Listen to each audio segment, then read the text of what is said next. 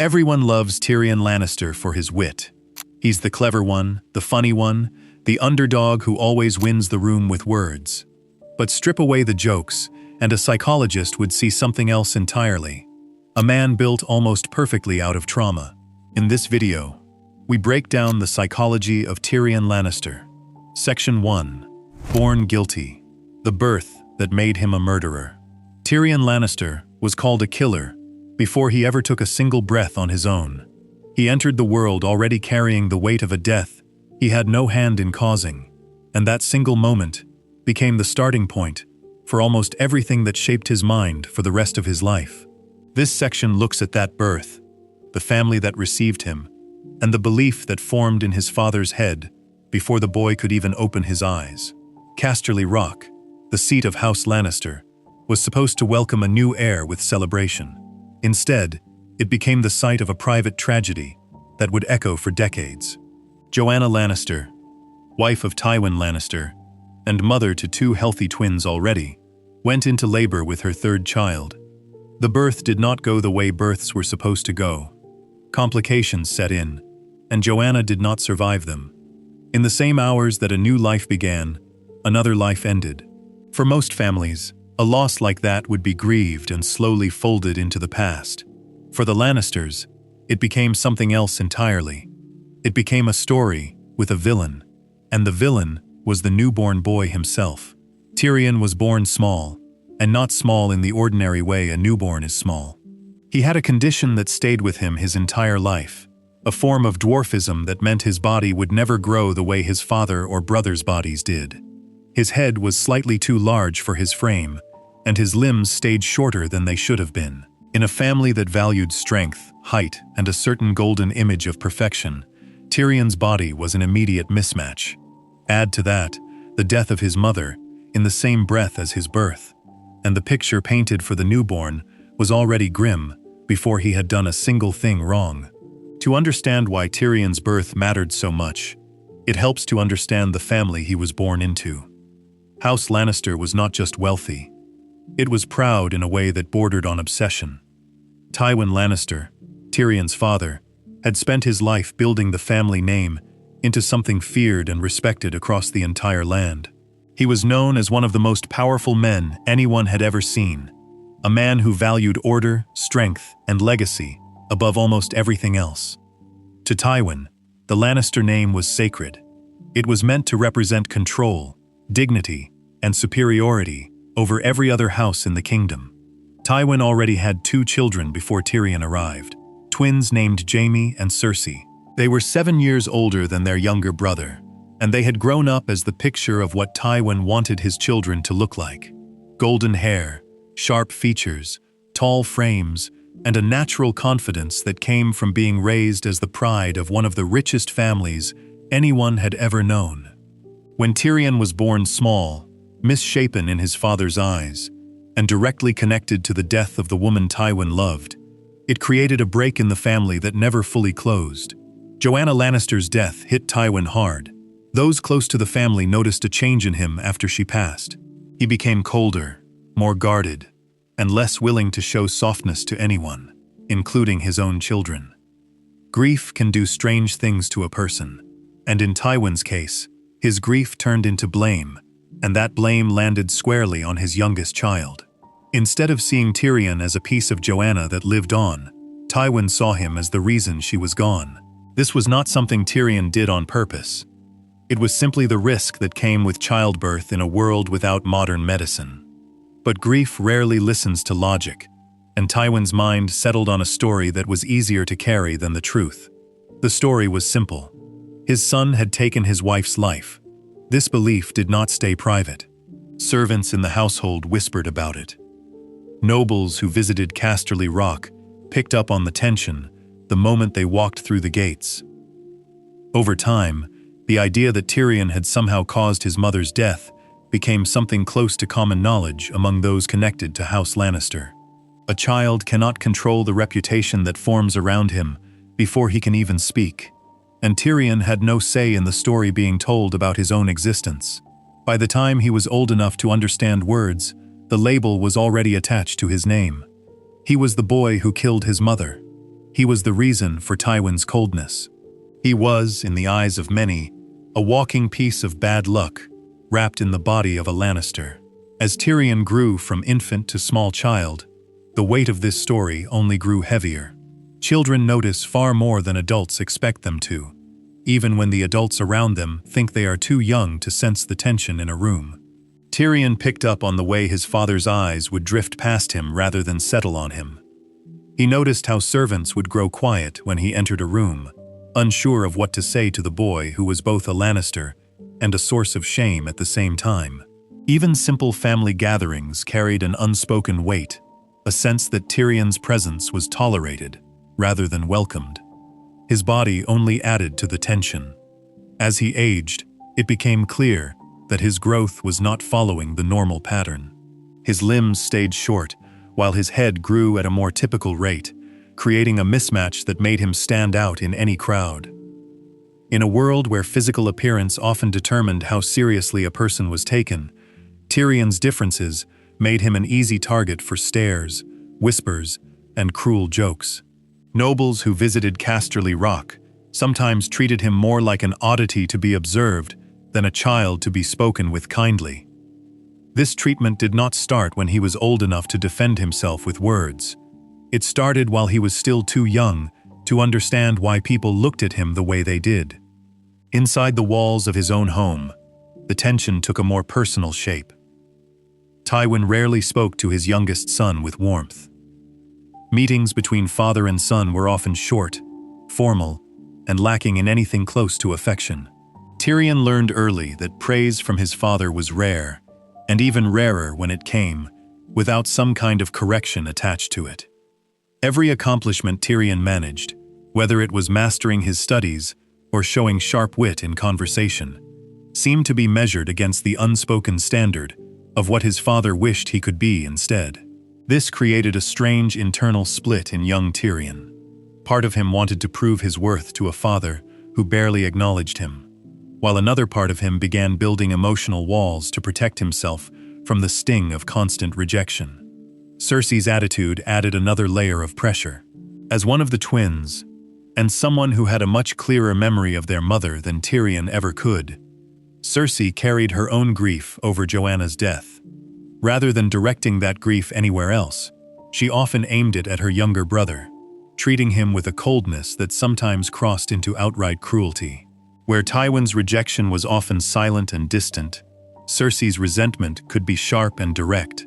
Tyrion grew up sandwiched between a father who saw him as an inconvenient reminder of loss and a sister who saw him as someone to blame outright for that same loss.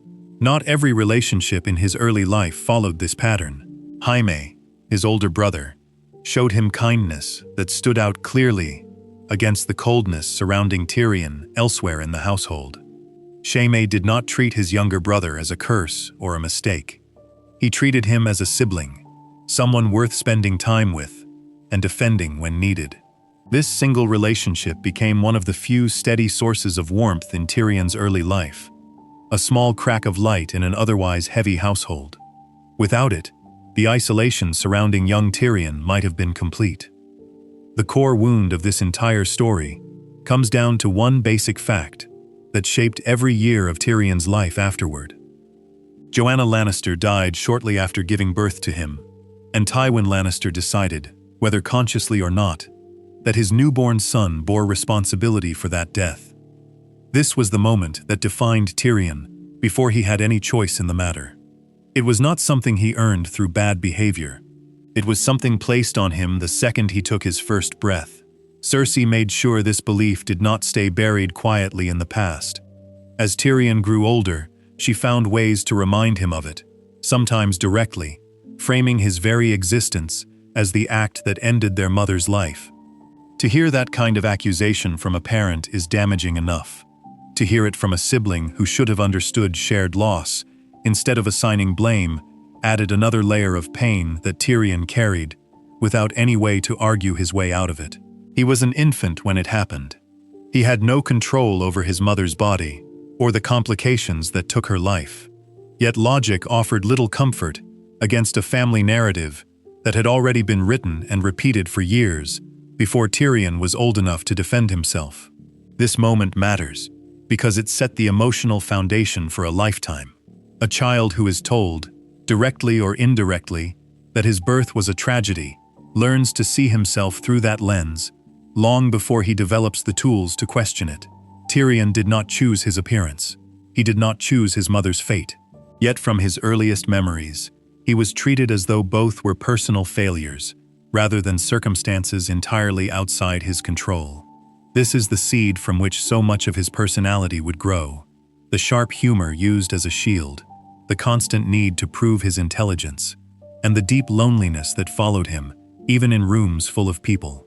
The immediate result of this dynamic was a childhood defined by distance rather than closeness. Tywin kept his youngest son at arm's length, often leaving Casterly Rock for long stretches to handle political and military duties, which meant Tyrion spent much of his early years without a present father figure offering guidance or comfort.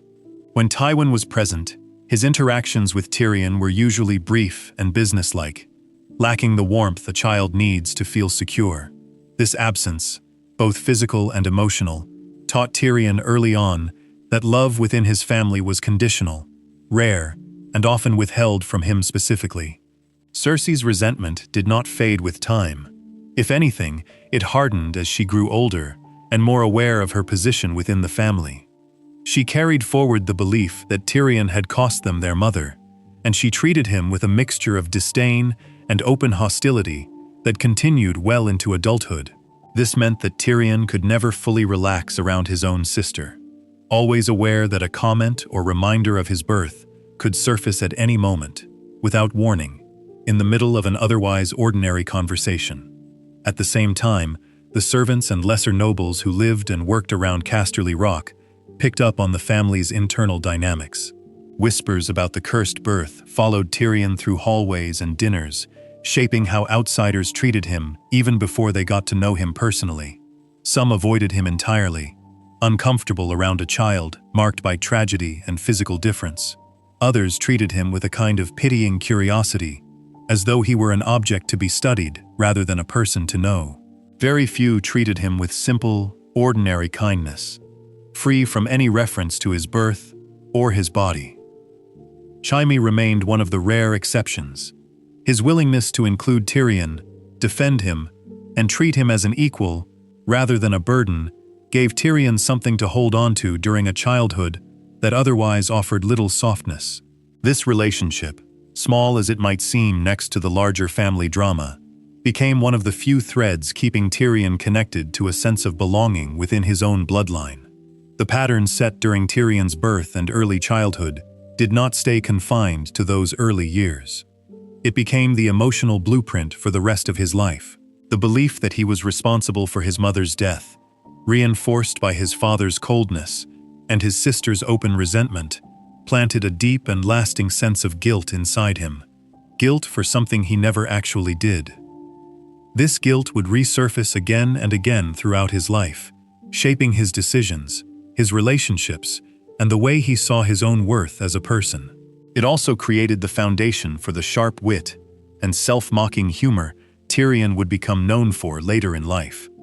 A child who grows up constantly aware of being unwanted often learns to protect himself by controlling the narrative before anyone else can attack him first. Long before Tyrion became known across the land for his cleverness at court, he was already practicing that same defense inside the walls of his childhood home, learning to expect rejection and preparing himself for it before it could catch him off guard. Perhaps most lasting of all was the isolation this period created. Even surrounded by servants, tutors, and the occasional visiting noble, Tyrion often felt like an outsider inside his own house. He was a Lannister by name and blood, entitled to every comfort that name provided. Yet he never fully felt like he belonged among the people who shared his last name. This gap between his position and his sense of belonging would follow him long after he left the walls of Casterly Rock, shaping the way he approached every relationship that came after. Two people stood apart from this pattern of coldness, and both of them mattered more than almost anyone else in shaping how Tyrion learned to see himself. His uncles, who treated him with a level of warmth that his own father rarely offered, gave him brief glimpses of what ordinary affection looked like. And Jaime, more than anyone, gave him proof that not everyone in his family saw him as a mistake. These moments of kindness were small compared to the larger weight of rejection surrounding him, but they mattered enough to keep a part of Tyrion open to connection, rather than sealed off completely. By the time Tyrion reached the edge of childhood, the emotional architecture of his mind was already largely built. He carried guilt that was never his to carry. He carried a hunger for approval from a father who rarely gave it. He carried a sharp, defensive humor built to soften blows before they landed. And he carried a quiet, persistent loneliness that no title, no wealth, and no last name could fully erase. All of this had formed before he had any real choice in the matter, shaped entirely by the circumstances of a birth he never asked for and a death he never caused. Before we move on, if you're enjoying this analysis, please consider subscribing. It helps the channel tremendously. What remained unresolved was how this young boy, already shaped so heavily by blame and distance, would begin to face the wider world outside his family's walls. A boy raised on guilt does not simply grow into a man who accepts it quietly. Somewhere in the years ahead, a moment was waiting for him, one that would test every wall he had built, in the form of a girl, a secret, and a betrayal that would cut even deeper than the one he was born into. Section 2. The family that never loved him. Every child looks to the people closest to them to learn what love is supposed to feel like. For most children, that lesson comes from parents who hold them, siblings who play with them, and a home that feels safe simply because the people inside it care. Tyrion Lannister did not get that lesson in any complete way.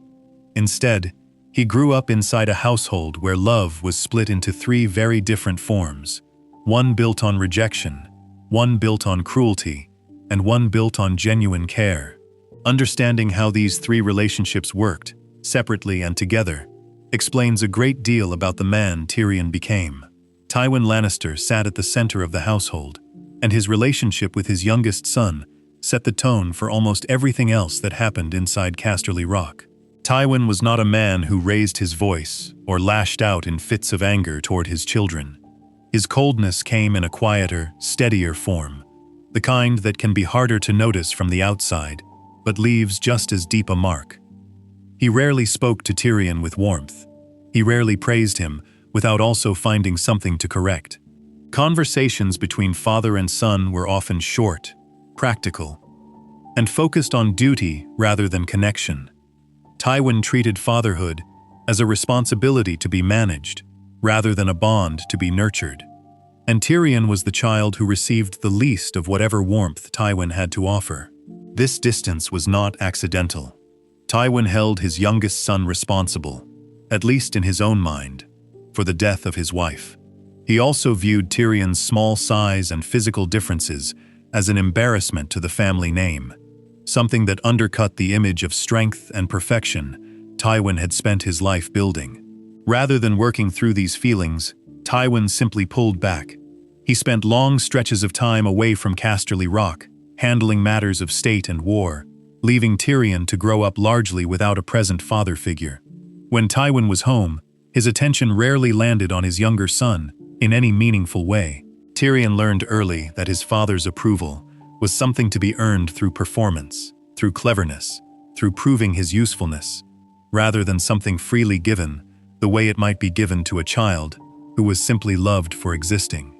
This created a particular kind of pressure inside young Tyrion, one that many children in similarly cold households come to recognize.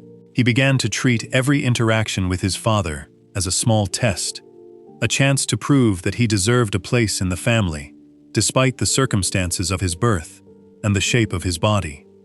Success in these moments rarely brought lasting warmth, only a brief pause before the next test appeared. Failure, on the other hand, confirmed everything Tyrion already feared about how his father saw him. Over time, this pattern taught Tyrion to seek validation constantly, to measure his worth by outside approval rather than any steady sense of being valued simply for who he was. It is a pattern that shows up again and again throughout his life, long after he grew into an adult, capable of recognizing it for what it was. Cersei's relationship with her younger brother followed a very different pattern, one built less on distance and more on direct hostility. Where Tywin's coldness was often silent, Cersei's resentment was active. She had clear memories of their mother, having been 8 years old when Joanna died, and she carried her grief in a way that found an easy target in her younger brother. Rather than mourning quietly or directing her pain elsewhere, she treated Tyrion as though he were personally responsible for taking their mother away from her. This belief did not fade as she grew older. If anything, it hardened into something closer to genuine hatred, one that she rarely bothered to hide, even when Tyrion was still a small child, incapable of understanding why his own sister looked at him with such disgust. The cruelty Cersei showed toward Tyrion was not limited to cold words or dismissive looks. She found ways to remind him, sometimes cruelly and directly, that she blamed him for their mother's death. She treated his physical differences with open contempt, rather than the neutral distance Tywin showed. Where a father's quiet rejection can at least be mistaken for simple emotional unavailability, a sister's open cruelty is much harder for a child to explain away or excuse. Tyrion grew up knowing exactly where he stood with Cersei, and it was never anywhere close to acceptance. This mattered because siblings often serve as a child's first experience of peer relationships, the people closest in age, who are supposed to share a sense of camaraderie, born from growing up in the same house. Tyrion had that experience denied to him by the sibling closest in standing to him within the family structure. Cersei's hostility taught him early that even shared blood offered no guarantee of safety or kindness. If anything, her behavior toward him reinforced the lesson that his existence was viewed as a burden rather than a blessing, a lesson that already had a strong foundation thanks to his father's distance. Jaime stood apart from both of these patterns entirely, and his role in Tyrion's early life cannot be overstated. As the other half of the twin pair, Jaime had just as much reason as Cersei to carry resentment toward his younger brother. He too had lost his mother at the moment Tyrion was born. Yet Jaime did not follow his sister's path. Instead, he treated Tyrion with a kind of steady affection that stood in sharp contrast to the coldness surrounding their younger brother elsewhere in the household. Jaime spent time with Tyrion, defended him when others mocked his size or his birth, and treated him as a brother worth knowing rather than a mistake to be tolerated. This relationship became one of the few consistent sources of safety in Tyrion's early life. While Tywin offered distance and Cersei offered open hostility, Jaime offered something closer to what a sibling relationship is supposed to look like. He did not treat Tyrion's body as something shameful. He did not hold him responsible for their mother's death. He simply treated him as family, in the fullest sense of the word. For a child growing up in an environment otherwise defined by rejection, this kind of steady acceptance, from even one person, made an enormous difference. It gave Tyrion proof that his own family was not entirely incapable of love, even if most of that love was concentrated in a single relationship, rather than spread evenly across the household. The presence of this one strong bond, alongside two damaging ones, created a complicated internal picture for young Tyrion. He could not simply conclude that his entire family hated him, because Jaime's affection stood as clear evidence against that idea. At the same time, he could not fully trust that he was loved and accepted, because his father's distance and his sister's cruelty were constant reminders that acceptance within his own family was conditional and unevenly given. This kind of split creates a particular kind of confusion in a child's mind, one where love exists but cannot be counted on evenly, where safety is real in one direction and absent in nearly every other. Beyond the three central figures of Tywin, Cersei, and Jaime, other family members and household figures played smaller, but still meaningful roles in shaping Tyrion's early understanding of where he stood. His uncles, particularly those who visited Casterly Rock and interacted with him directly, often showed him a kindness that was neither as intense as Jaime's nor as absent as Tywin's. These relationships offered smaller, steadier reminders that his differences did not automatically make him unworthy of basic decency. They were not enough to undo the damage caused by his father and sister, but they added texture to his early world. Proof that the coldness at the center of his household was not universal, even within his own bloodline. Servants within Casterly Rock also shaped Tyrion's early sense of self, though in a more indirect way. Household staff often took their cues from the family members they served, and the tension surrounding Tyrion's birth and appearance did not go unnoticed by those working in close proximity to the family. Some servants treated him with quiet kindness, perhaps out of genuine sympathy for a child clearly struggling under difficult circumstances. Others kept their distance, uncertain of how to behave around a boy marked by tragedy and physical difference, uncomfortable with a situation they did not fully understand, and did not want to risk navigating incorrectly. This mixture of reactions from the wider household added another layer to Tyrion's early experience, reinforcing the idea that acceptance was something to be measured carefully in every new interaction, rather than something to be assumed automatically. The imbalance among these three central relationships, cold distance from his father, open hostility from his sister, and steady warmth from his brother, created a psychological pattern that would follow Tyrion well into adulthood. Children who grow up with such uneven treatment from the people closest to them often develop a heightened sensitivity to how others perceive and treat them. They become skilled at reading a room quickly, picking up on subtle signs of acceptance or rejection before a single word is spoken. This skill, born from necessity rather than natural talent, would later become one of Tyrion's greatest strengths as an adult navigating the dangerous political world of the Seven Kingdoms. Long before he learned to read the intentions of lords and ladies at court, he learned to read the shifting moods of his own father and sister, searching for any sign of the acceptance he rarely received. At the same time, this pattern planted seeds of deep insecurity that would take much longer to address, if they were ever fully addressed at all. A child who receives love from only one source within an otherwise cold household often comes to depend heavily on that single relationship for emotional stability. Jaime's affection became something close to a lifeline for young Tyrion, the one steady point of connection in an otherwise uncertain family landscape. This dependence would later shape the intensity of Tyrion's reactions whenever his bond with Jaime came under strain, whether through distance, misunderstanding, or the pressures placed on both brothers by the wider Lannister family and the political games surrounding them. It is worth noting how differently Tywin and Cersei expressed their rejection of Tyrion, because the difference mattered greatly in how young Tyrion processed each relationship. Tywin's coldness was passive. He did not need to say cruel things directly to Tyrion in order to communicate rejection. His silence, his absence, and his lack of warmth spoke loudly enough on their own. This kind of passive rejection can be particularly confusing for a child, because there is no single moment to point to as proof of being unwanted. Instead, the rejection accumulates slowly, through years of missed affection and unspoken distance, until the child simply absorbs the belief that they are not valued without ever being told so directly. Cersei's rejection worked differently. It was active, direct, and impossible to misunderstand. Her cruelty gave Tyrion clear, undeniable proof that at least one member of his family viewed him with contempt. In some ways, this directness may have been easier to process than his father's quiet distance, simply because there was no ambiguity involved.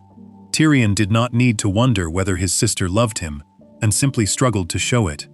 Her actions made her feelings unmistakably clear. This clarity, while painful, at least gave Tyrion something concrete to respond to, whether through humor, defiance, or eventual emotional withdrawal from the relationship entirely. Jaime's warmth, meanwhile, gave Tyrion a model of what a loving family relationship could look like, even if it remained the exception, rather than the rule inside his household. This model mattered enormously for Tyrion's development. Children who grow up entirely without any experience of genuine affection often struggle later in life to recognize or accept love when it is offered to them by others outside the family. because Jaime provided at least one example of steady, unconditional acceptance. Tyrion retained the capacity to recognize and value real affection when he encountered it in other relationships later in his life, even if his instinct to protect himself from further rejection sometimes made it difficult to fully trust that affection when it appeared. Taken together, these three relationships formed the emotional architecture of Tyrion's childhood household, one built on an uneven and unpredictable foundation. He learned that love within his own family was neither guaranteed nor evenly distributed. He learned that acceptance had to be earned through performance with his father, that hostility could arrive without warning from his sister, and that genuine warmth was possible, but rare, concentrated almost entirely in his relationship with his brother.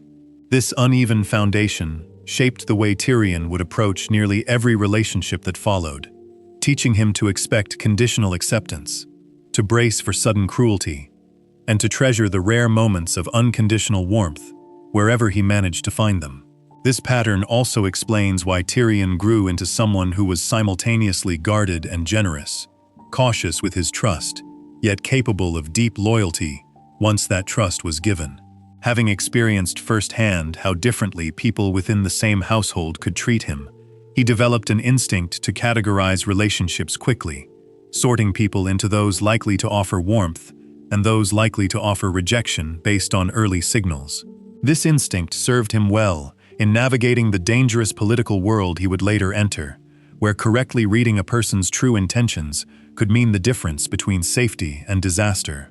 Yet it also meant that Tyrion often kept a part of himself protected, even in relationships that appeared safe on the surface, because his earliest experiences had taught him that appearances within a family could be deeply misleading. The household inside Casterly Rock, then, was not simply a place of universal rejection, nor was it a place of balanced family love. It was something more complicated, a household where three very different emotional realities existed side by side, shaping a child who learned to survive by paying close attention to which reality he was standing inside at any given moment.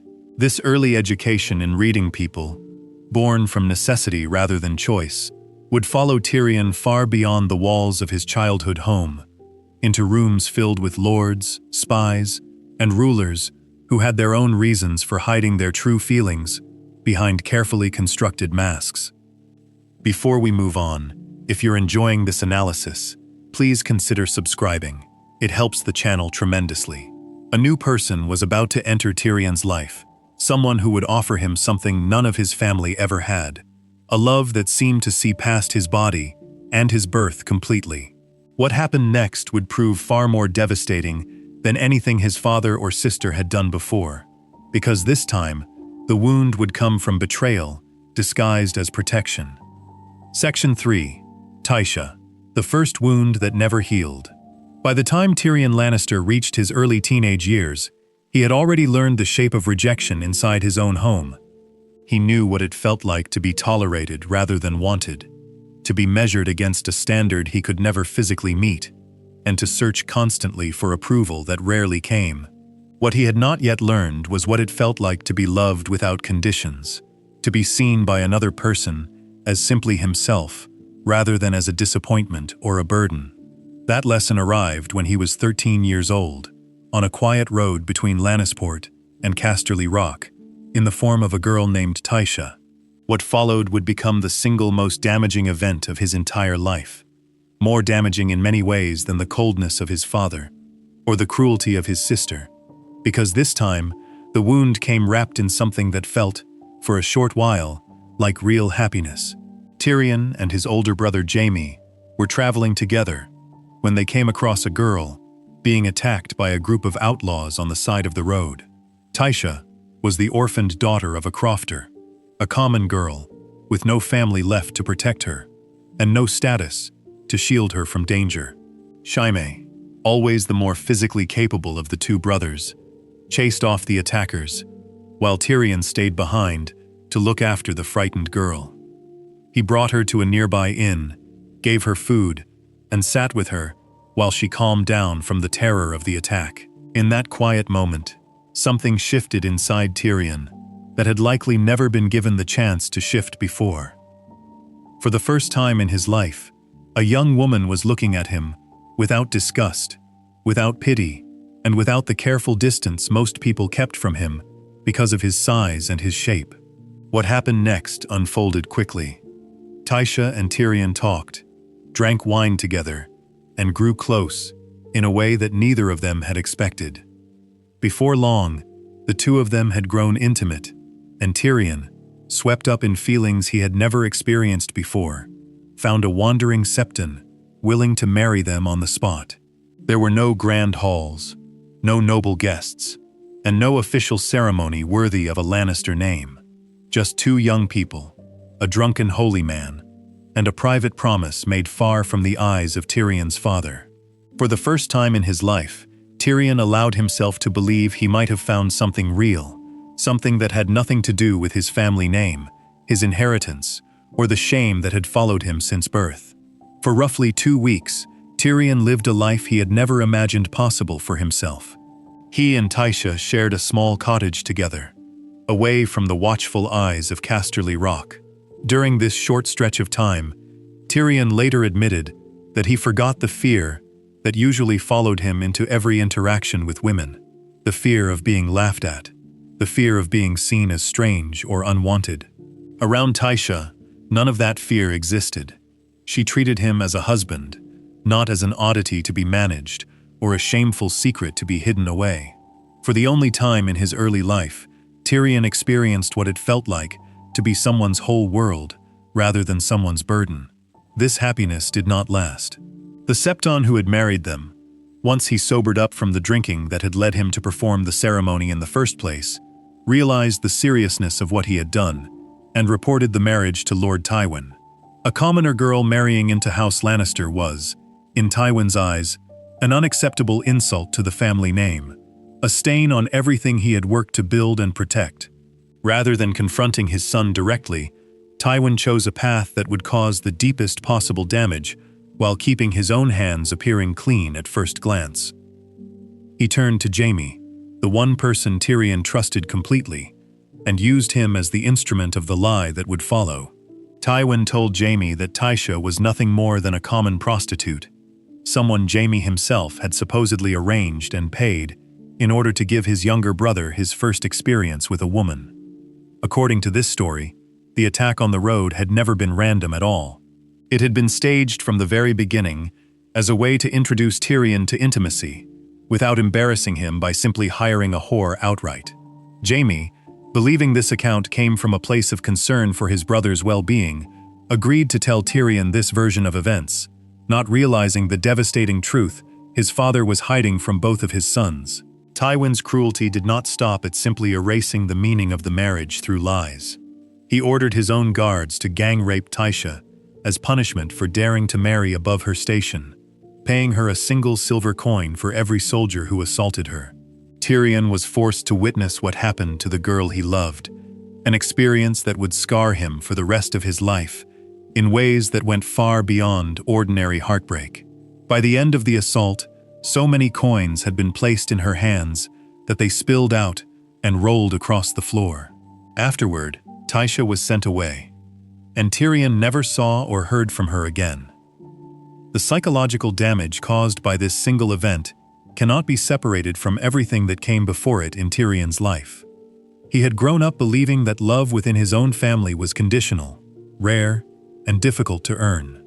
Tysha had offered him something that felt like proof this pattern might not extend to the entire world outside his household. When his father destroyed that possibility so completely, and so cruelly, it did far more than end a brief teenage romance. It confirmed, in the most brutal way imaginable, that even outside his family's walls, love could be taken from him, twisted into something shameful, and used as a tool of punishment by the people who were supposed to protect him. For years afterward, Tyrion believed the story his father and brother had given him, that Tysha had never truly loved him and had simply been part of an arranged encounter meant to spare him embarrassment. This belief, false as it was, still caused lasting harm. It taught him that even the appearance of genuine affection toward him could not be trusted. that any woman who seemed to care for him was more likely acting out of payment or pity than real feeling. This lesson shaped nearly every relationship he entered into as an adult, creating a deep suspicion around intimacy that made it difficult for him to fully believe anyone could want him without some hidden motive attached. The full truth of what happened to Tysha did not surface until many years later, when Jaime finally confessed the reality of the situation while helping Tyrion escape from imprisonment, following a trial that had nearly cost him his life. Jaime revealed that Tysha had never been a paid prostitute at all. She had genuinely loved Tyrion, and the entire story about the staged attack and hired encounter had been a lie, constructed by their father to justify tearing the marriage apart. Learning this truth so many years after the fact did not heal the original wound. If anything, it deepened it, because it meant that Tyrion had spent years grieving a lie rather than the actual loss he had suffered. The girl he believed had never truly cared for him had, in fact, loved him completely, only to be violently punished and stolen away because of a class difference that mattered far more to Tywin than his own son's happiness. This delayed revelation triggered one of the most significant turning points in Tyrion's entire life. Upon learning the truth, he made his way to his father's chambers, determined to learn what had actually happened to Tysha after she was sent away.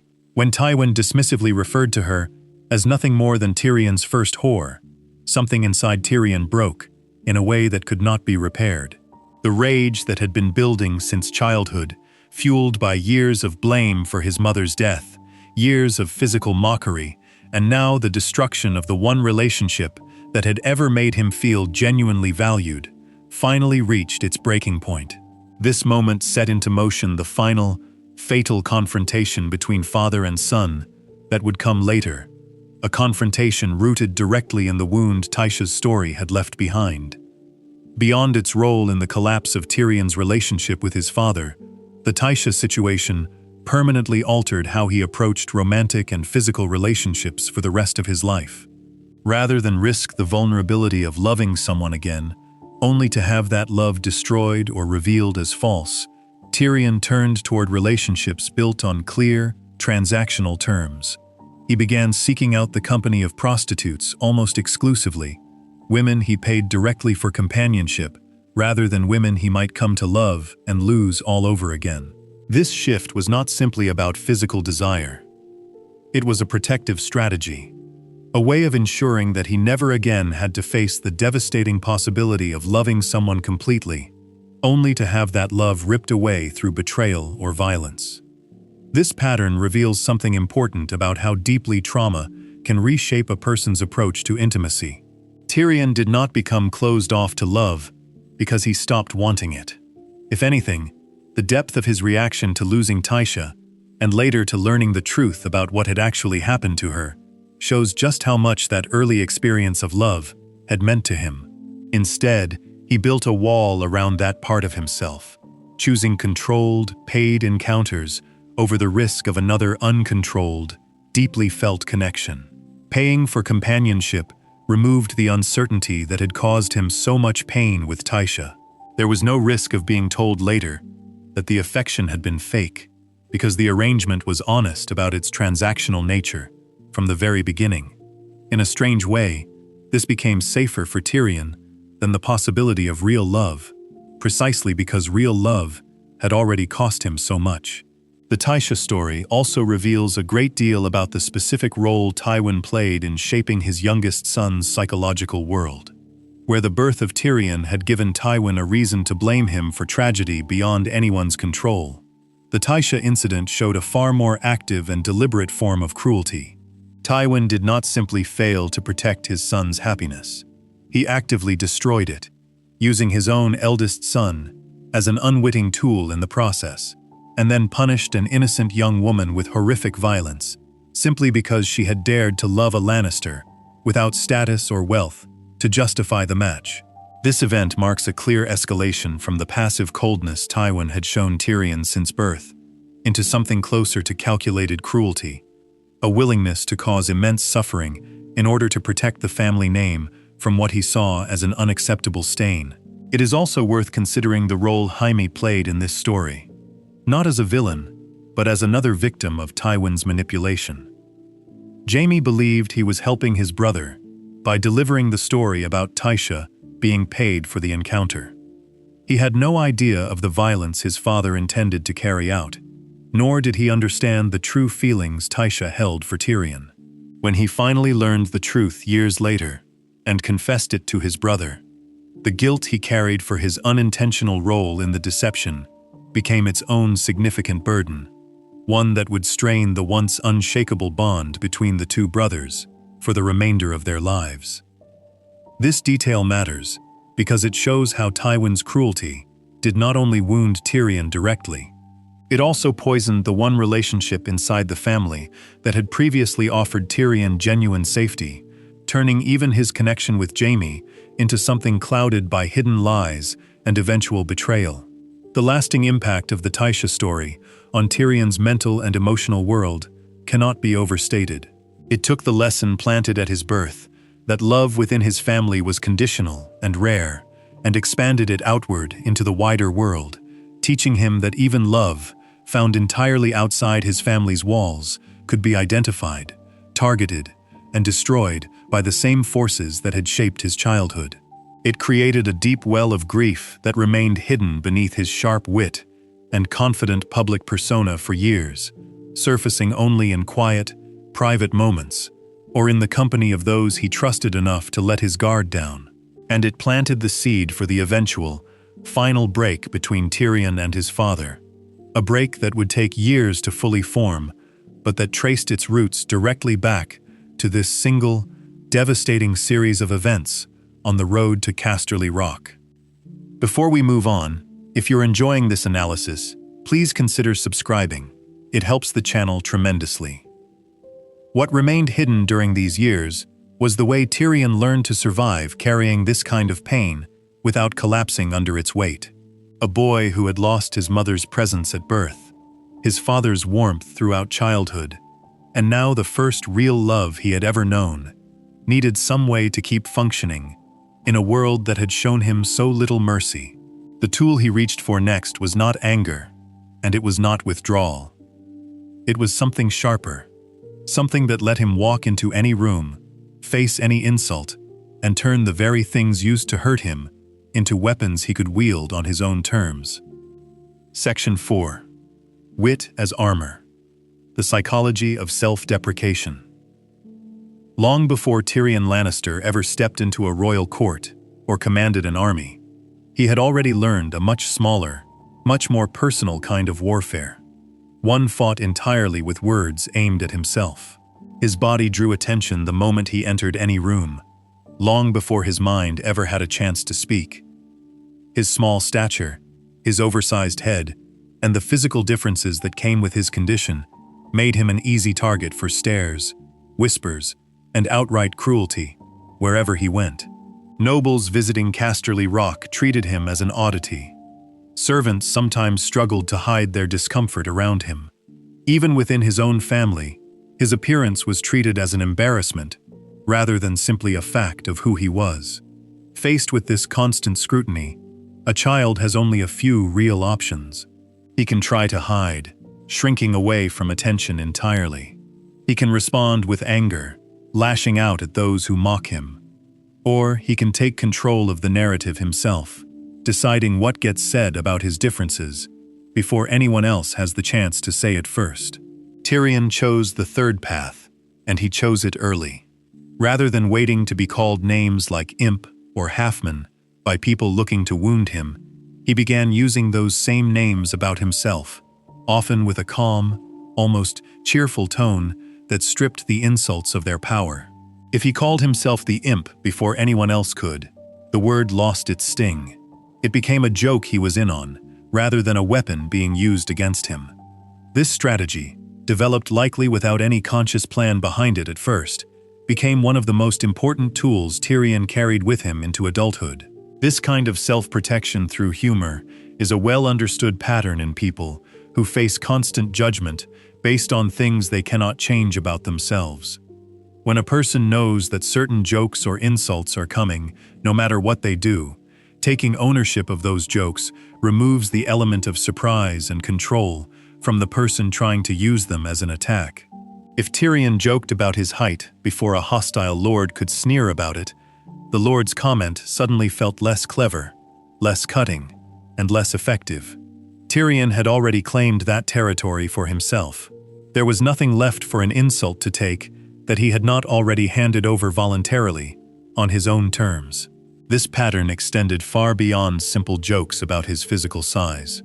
Tyrion developed an entire persona, built around embracing the very things society expected him to be ashamed of. He drank openly and often, sometimes joking about his own tendency toward excess, before anyone else could criticize it. He spoke frankly about his time spent among prostitutes, refusing to hide behind false modesty, or pretend his choices were something other than what they were.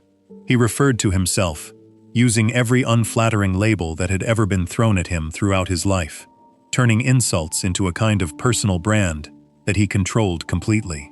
In doing this, Tyrion made himself difficult to wound through conventional insults, because he had already said the worst things anyone could say about him, often with more wit and precision than his enemies could manage themselves. This defense mechanism served him extraordinarily well in the political world he eventually entered as an adult. Court life in the world Tyrion grew up in was filled with subtle insults, cutting remarks, and social maneuvering designed to embarrass rivals in front of important audiences. Many of these attacks depended on catching a target off guard, exposing something they wished to hide or feel shame about. Because Tyrion had already exposed nearly everything about himself through his own self-deprecating humor, there was very little left for his enemies to use against him in this way. He had taken away their ammunition simply by using it on himself first, often more sharply and more cleverly than they ever could have managed. One place this skill showed itself with particular clarity was in Tyrion's dealings with the sellsword Bronn, a hard, practical man he hired to serve as his protector during a dangerous period of his life. Bronn had no patience for softness and no interest in flattering a nobleman simply because of his birth. He spoke to Tyrion bluntly, sometimes mocking him directly, and expected nothing less in return. Rather than demanding respect through his title, Tyrion won Bronn's loyalty through wit, matching his bluntness with his own sharp humor, and proving through conversation alone that he was someone worth following, even without the physical strength most sellswords respected above all else. This relationship shows how Tyrion's humor did more than protect him from cruelty. It also became a genuine tool for building trust with people who had no obligation to offer him any respect otherwise. Bronn came to see something in Tyrion worth defending, not because of his name, but because of how he carried himself in conversation, unafraid and unwilling to be diminished by blunt talk of his size or his reputation. A similar pattern appeared in his dealings with Varys, a master of secrets and information within the royal court, who dealt constantly in careful words and hidden meanings. Where most conversations at court were built around saying one thing while meaning another, Tyrion and Varys developed a strange kind of honesty between them, trading dry, pointed humor that often revealed more truth than either man would have said outright. This relationship depended heavily on Tyrion's particular skill with language, his ability to make a joke that carried real insight buried inside it, forcing the listener to think even as they laughed. Varys, a man surrounded by liars and manipulators for most of his life, seemed to value this quality in Tyrion precisely because it was rare, a kind of honesty delivered sideways rather than directly, protected by humor, but no less true for it. Beyond its usefulness as a social weapon, this humor also served a deeper emotional purpose for Tyrion personally. Constantly mocking himself allowed him to maintain a kind of emotional distance from the pain his differences and his family history actually caused him. If he treated his own suffering as material for jokes, he did not have to sit with the full weight of that suffering directly. Humor became a way of processing pain without fully feeling it, a method of acknowledging hardship while simultaneously deflecting from its true emotional impact. This is a common pattern among people who have experienced significant early trauma. Rather than expressing pain directly, which can feel dangerous or vulnerable. They package that pain into something that appears light and controlled, something that can be shared with others without exposing the rawest parts of what actually happened to them. This approach carried real benefits, but it also came with a significant cost. By constantly deflecting serious pain through humor, Tyrion often denied himself, and those around him, the chance to fully address that pain directly. People who met him socially often walked away, entertained by his wit, impressed by his intelligence, and amused by his willingness to joke about topics most people would consider off-limits. Very few of them ever saw the genuine hurt underneath that performance, because Tyrion rarely allowed that hurt to surface in front of others. Even those closest to him sometimes struggled to tell where the joke ended and the real feeling began, because Tyrion himself had spent so many years blurring that line as a means of protecting himself. This blurring became especially clear during the most dangerous moments of his life, when the stakes were no longer social embarrassment, but survival itself.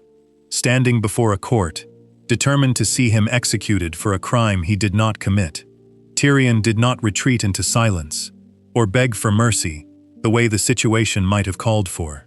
Instead, he used the same sharp, defiant humor he had relied on his entire life, openly mocking the proceedings and refusing to perform the humble apology everyone in the room expected of him.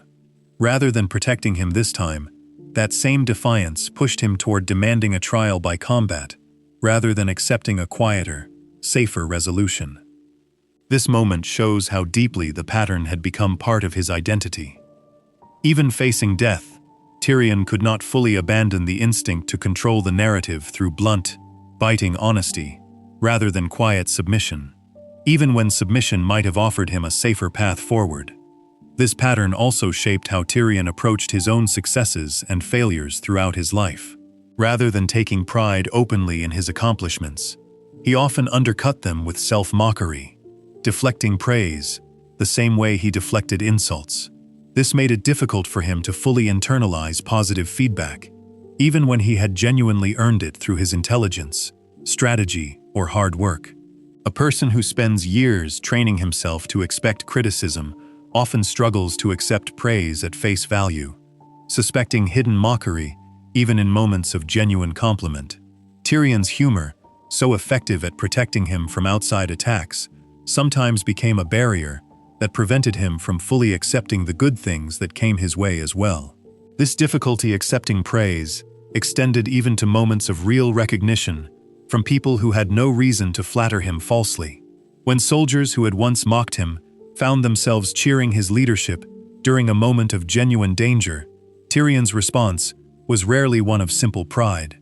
He tended to deflect these moments quickly, often with a joke about his own unlikely role as a battlefield leader, as though acknowledging the praise too openly might somehow invite the return of the old mockery he had spent his life defending against. This reflects a deeper pattern common among people who grow up starved of consistent approval. Genuine recognition, when it finally arrives, can feel unfamiliar and even uncomfortable, prompting an instinct to downplay it rather than simply accept it at face value. It is worth examining how this humor functioned differently, depending on the audience Tyrion found himself in front of. Around hostile nobles and political rivals, his wit served as a weapon, sharp and calculated, designed to put attackers off balance and turn social situations to his advantage. Around friends and allies, that same wit softened into something closer to genuine warmth, a way of connecting with others through shared humor rather than defense. This flexibility shows just how deliberately Tyrion had trained himself to read a room, adjusting his approach depending on whether the moment called for protection or connection. Few people are capable of switching so smoothly between these two uses of the same basic skill. And the fact that Tyrion managed it so consistently speaks to just how much practice he had accumulated since childhood. One of the clearest examples of this skill in action came from his willingness to speak openly about his own dwarfism in front of people who might otherwise use it against him.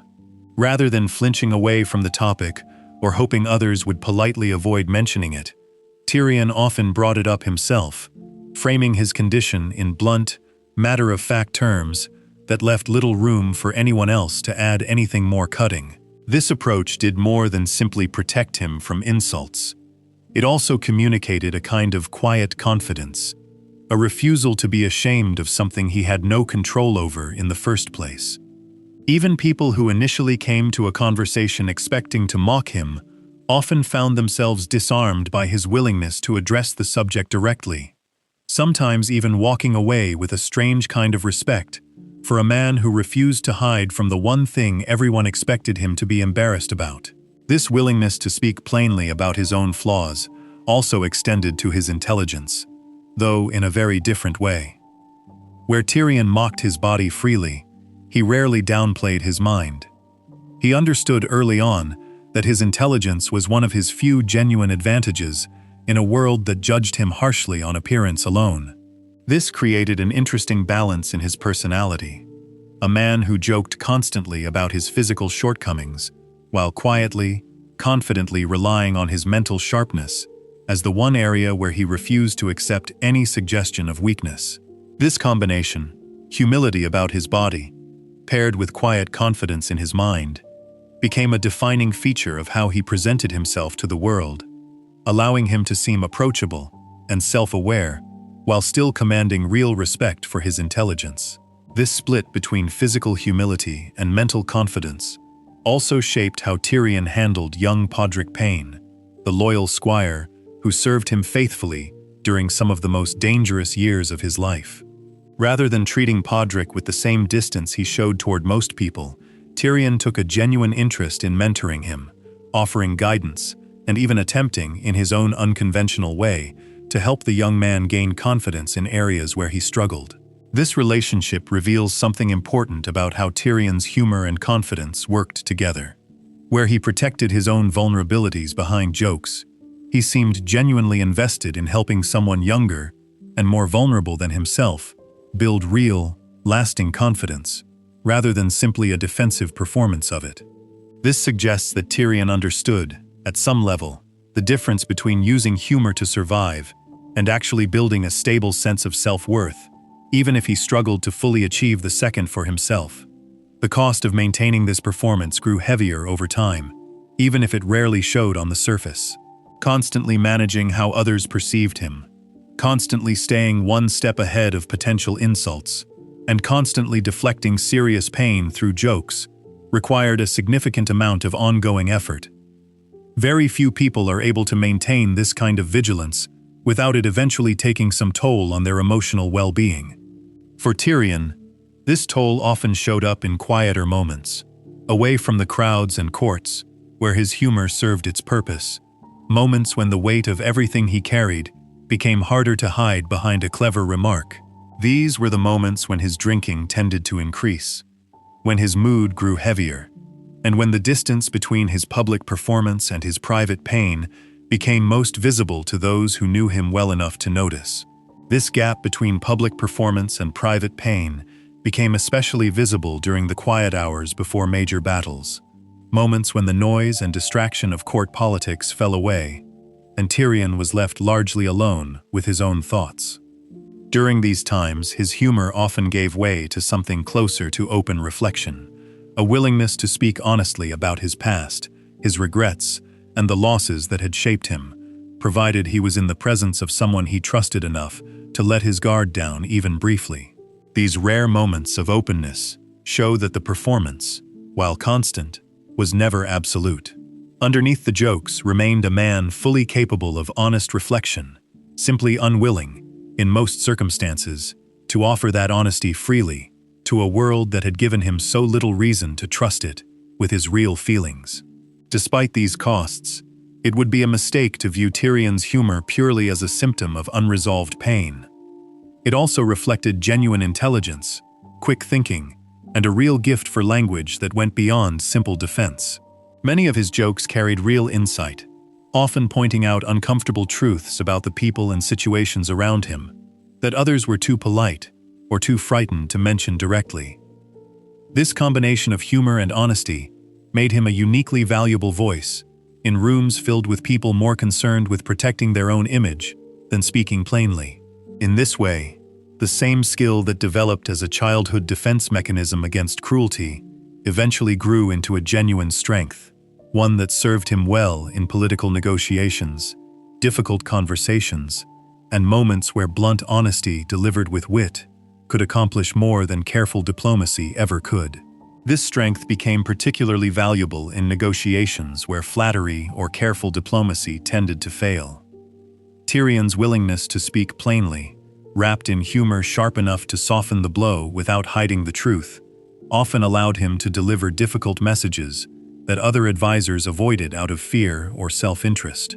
Where a more cautious man might have danced around an uncomfortable truth to avoid offending someone powerful, Tyrion's humor gave him a kind of social cover to say exactly what needed to be said, trusting that the joke wrapped around the honesty would make it easier for his listener to accept without feeling directly attacked.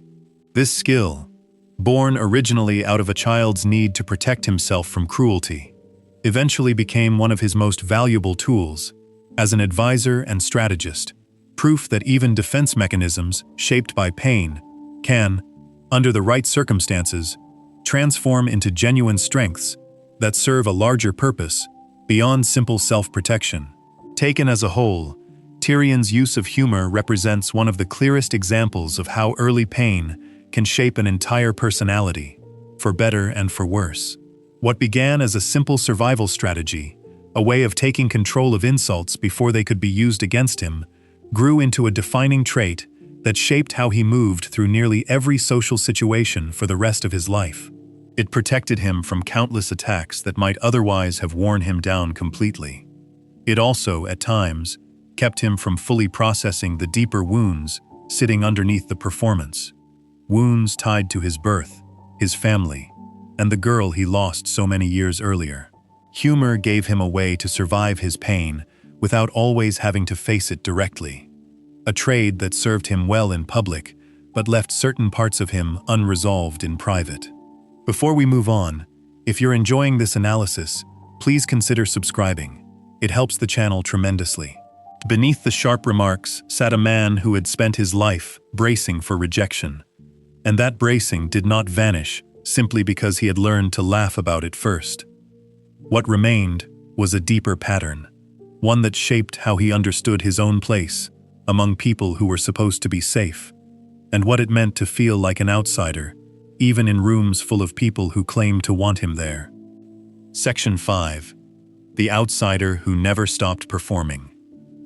There is a specific kind of exhaustion that comes from constantly having to prove you belong somewhere, even after you have already earned your place through effort and results. Tyrion Lannister lived almost his entire adult life inside that exhaustion. No matter how much he accomplished, no matter how many problems he solved, and no matter how many times his intelligence saved the people around him, he rarely received the simple, uncomplicated acceptance that others seemed to receive automatically.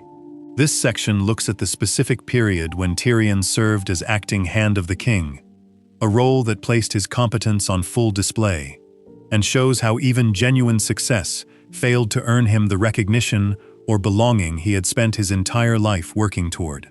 When Tywin Lannister left King's Landing to lead the family's forces in the war, following King Robert's death, he appointed Tyrion to serve in his place as acting hand of the king. This was, on paper, an enormous responsibility, placing the day-to-day running of the kingdom's capital directly into Tyrion's hands. For most people, an appointment like this would come with support, encouragement, and the basic assumption that they were capable of handling the job. Tyrion received none of that. He stepped into the position already facing doubt from nearly everyone around him. Doubt rooted not in anything he had done, but simply in how he looked and who his father assumed he was capable of being. Despite this lack of support, Tyrion approached the role with real seriousness and skill.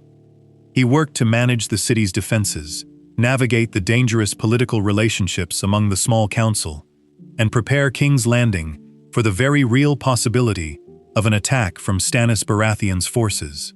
He identified problems others had ignored, made decisions others were too cautious or too self-interested to make, and did the difficult, unglamorous work of actually keeping a city functioning during a period of extreme danger. None of this happened because anyone handed him authority freely. He had to fight for every piece of respect he received, often through sheer competence, rather than any goodwill extended to him, because of his position or his family name. The clearest example of both his skill and the lack of recognition that followed it came during the defense of King's Landing against Stannis Baratheon's invasion, a moment now remembered as the Battle of the Blackwater. Tyrion recognized that Stannis's fleet, larger and stronger than the forces defending the city, could not be beaten through open combat alone. Instead, he devised a plan built around wildfire, a dangerous and unpredictable substance capable of causing massive destruction. Rather than firing it directly at the incoming ships, Tyrion had it released into the water of the Blackwater itself and ignited at the right moment, turning the bay into a wall of flame that destroyed a significant portion of Stannis's fleet in one devastating stroke. This single decision changed the entire course of the battle. It crippled the naval force that had been expected to overwhelm the city's defenses and bought crucial time for reinforcements to arrive. When the battle reached its most desperate point, with the city's defenders retreating and morale collapsing entirely, Tyrion did something few expected from him. He personally led a group of soldiers out through a hidden passage to strike at the remaining attackers, rallying men who had spent years mocking his size and his birth into following him into direct combat. Even soldiers who openly disliked him found themselves cheering for his leadership in that moment, a rare instance where his actions spoke loudly enough to briefly silence the prejudice that usually followed him. Despite this, the battle nearly cost Tyrion his life. During the fighting, he was attacked and struck across the face, suffering a severe injury that left him disfigured, nearly losing his nose entirely. He survived only because of the quick action of his squire, a young man named Podrick Payne, who managed to protect him after the attack. Tyrion woke from this injury, having played one of the single most important roles in saving the city from destruction, having risked his own life directly in combat, rather than simply directing others from a place of safety. What followed this moment reveals more about Tyrion's position within his own family and within the wider political world than almost anything else in his life up to that point. Rather than being celebrated as the man whose planning and leadership had saved King's Landing, Tyrion returned to find that his father had arrived with reinforcements and quietly reclaimed the position of Hand of the King, effectively erasing Tyrion's authority the moment the immediate danger had passed. The credit for the victory shifted almost entirely away from him, settling instead on his father's timely arrival and on other nobles considered more suitable representatives of the city's success. Hundreds of men were granted knighthoods and titles for their role in the battle, many of them soldiers whose primary accomplishment had simply been surviving the fighting. Tyrion, whose wildfire strategy and personal leadership had done more to save the city than almost anyone else involved, received no such honor. This outcome was not an accident or a simple oversight. Cersei, his own sister, worked actively to diminish his role in the victory, uncomfortable with the idea that her brother, a man she had resented since childhood, might receive genuine credit and standing as a result of his actions. Rather than acknowledging what Tyrion had accomplished, the people closest to him in power found it easier to let his contribution fade quietly into the background, allowing the recovering nose wound on his face to become a symbol of failure and disfigurement, rather than a mark of the sacrifice he had made in defense of the city. This pattern, real accomplishment, followed by minimal recognition, defined much of Tyrion's experience during his time as acting Hand of the King. He handled difficult diplomatic negotiations that others were unwilling or unable to manage. He solved financial and logistical problems that had gone ignored under previous leadership. He made unpopular decisions when unpopular decisions were necessary, understanding that the safety of the city sometimes required choices that would not win him any personal popularity. Through all of this, he operated with the constant awareness that his efforts were being watched, not with an eye toward fair judgment, but through a lens already shaped by assumptions about his character, based entirely on his appearance and his family's low opinion of him. This created a particular psychological burden that differs somewhat from the pain caused by his childhood or the betrayal surrounding Tysha. Where those wounds came from direct rejection and cruelty, his experience as Hand of the King came from something quieter and, in some ways, more corrosive: the constant need to prove his worth through action, paired with the near certainty that even flawless performance would not be enough to earn the recognition or trust that others received automatically. Tyrion could not simply exist in his position and be trusted the way another man might have been trusted. He had to constantly demonstrate his value through results, knowing that even strong results might still be minimized, credited to others, or quietly forgotten once they were no longer immediately useful to the people around him. This dynamic reveals a specific kind of exhaustion that builds inside people who are never allowed to simply be competent without constantly having to prove it all over again. A person in this position cannot relax into their role the way others might. Every decision carries the added weight of knowing it will be scrutinized more harshly, judged more skeptically, and credited less generously than the same decision made by someone with more inherited trust or social standing. Over time, this kind of constant performance, without fair recognition, can create a deep, quiet resentment, not always expressed openly, but present nonetheless, beneath the surface of continued effort and continued competence. Tyrion's response to this dynamic tells us a great deal about his character during this period of his life. Rather than giving up or scaling back his efforts once he realized how little recognition he was likely to receive, he continued working with the same level of care and seriousness throughout his time in the role. This suggests that his motivation was not purely about earning praise or acceptance from others, though those things clearly still mattered to him a great deal. Part of his drive came from something more personal, a genuine desire to prove to himself that he was capable, competent, and worthy of respect, regardless of whether the people around him were willing to extend that respect freely.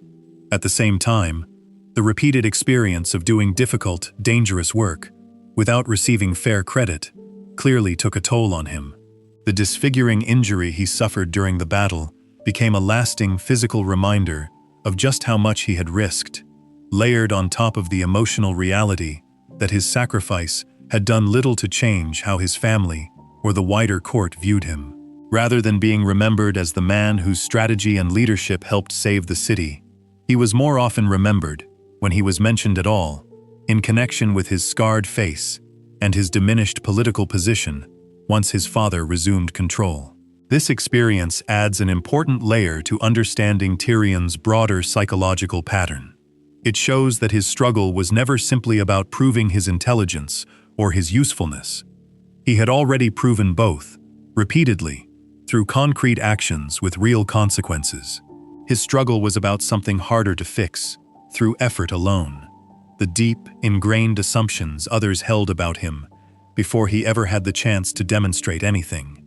No amount of competence could fully overcome those assumptions, because they were rooted in prejudice rather than in any fair evaluation of his actual abilities.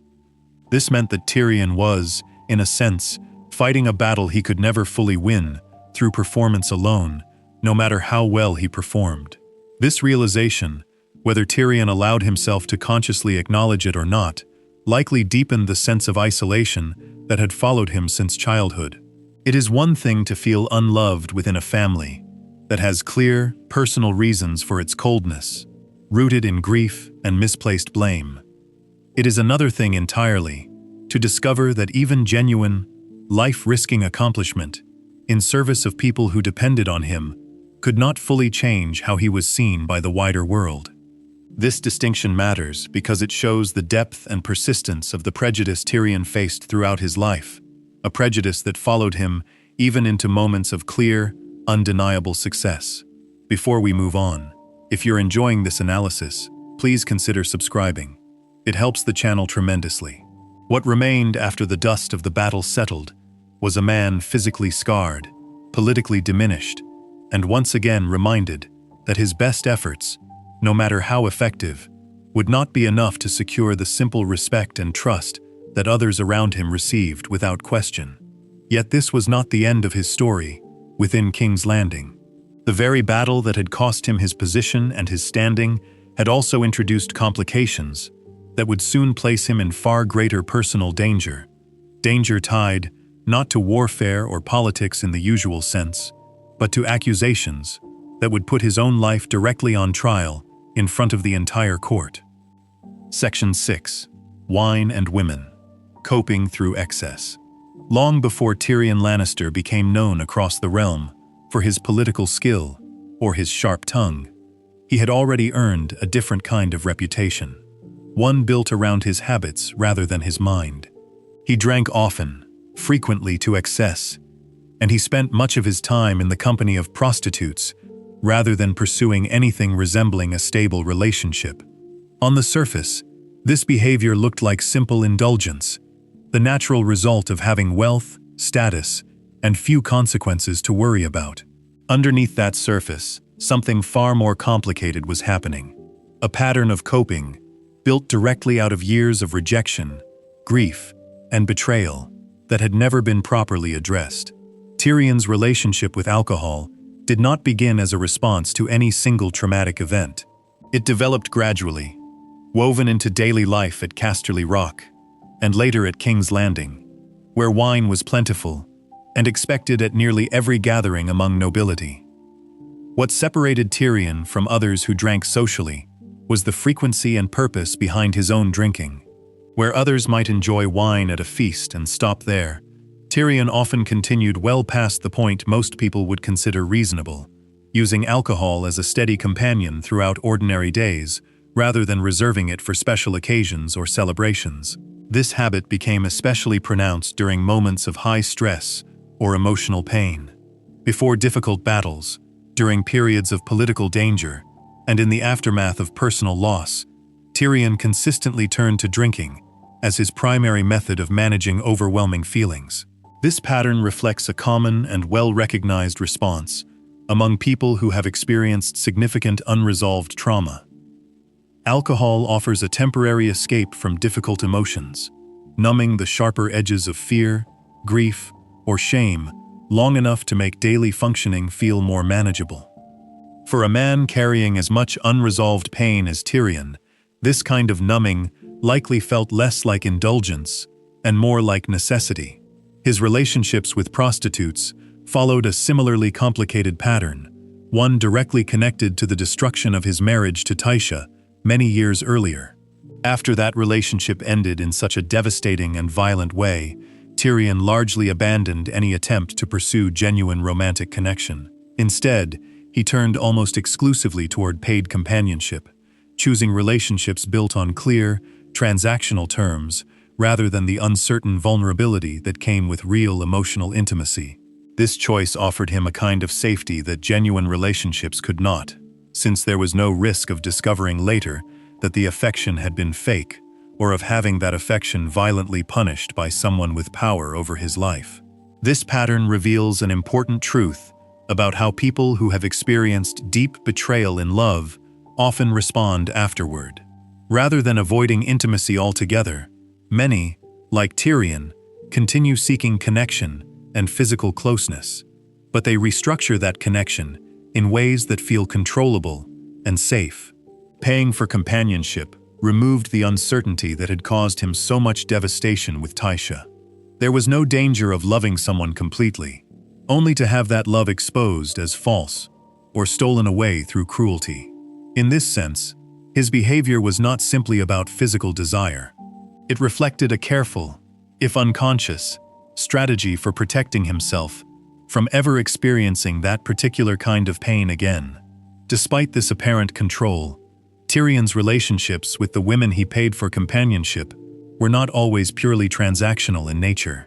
On more than one occasion, he found himself developing real emotional attachment to women he had originally approached simply for physical companionship, blurring the line between the safety of a paid arrangement and the vulnerability of genuine feeling he had worked so hard to avoid.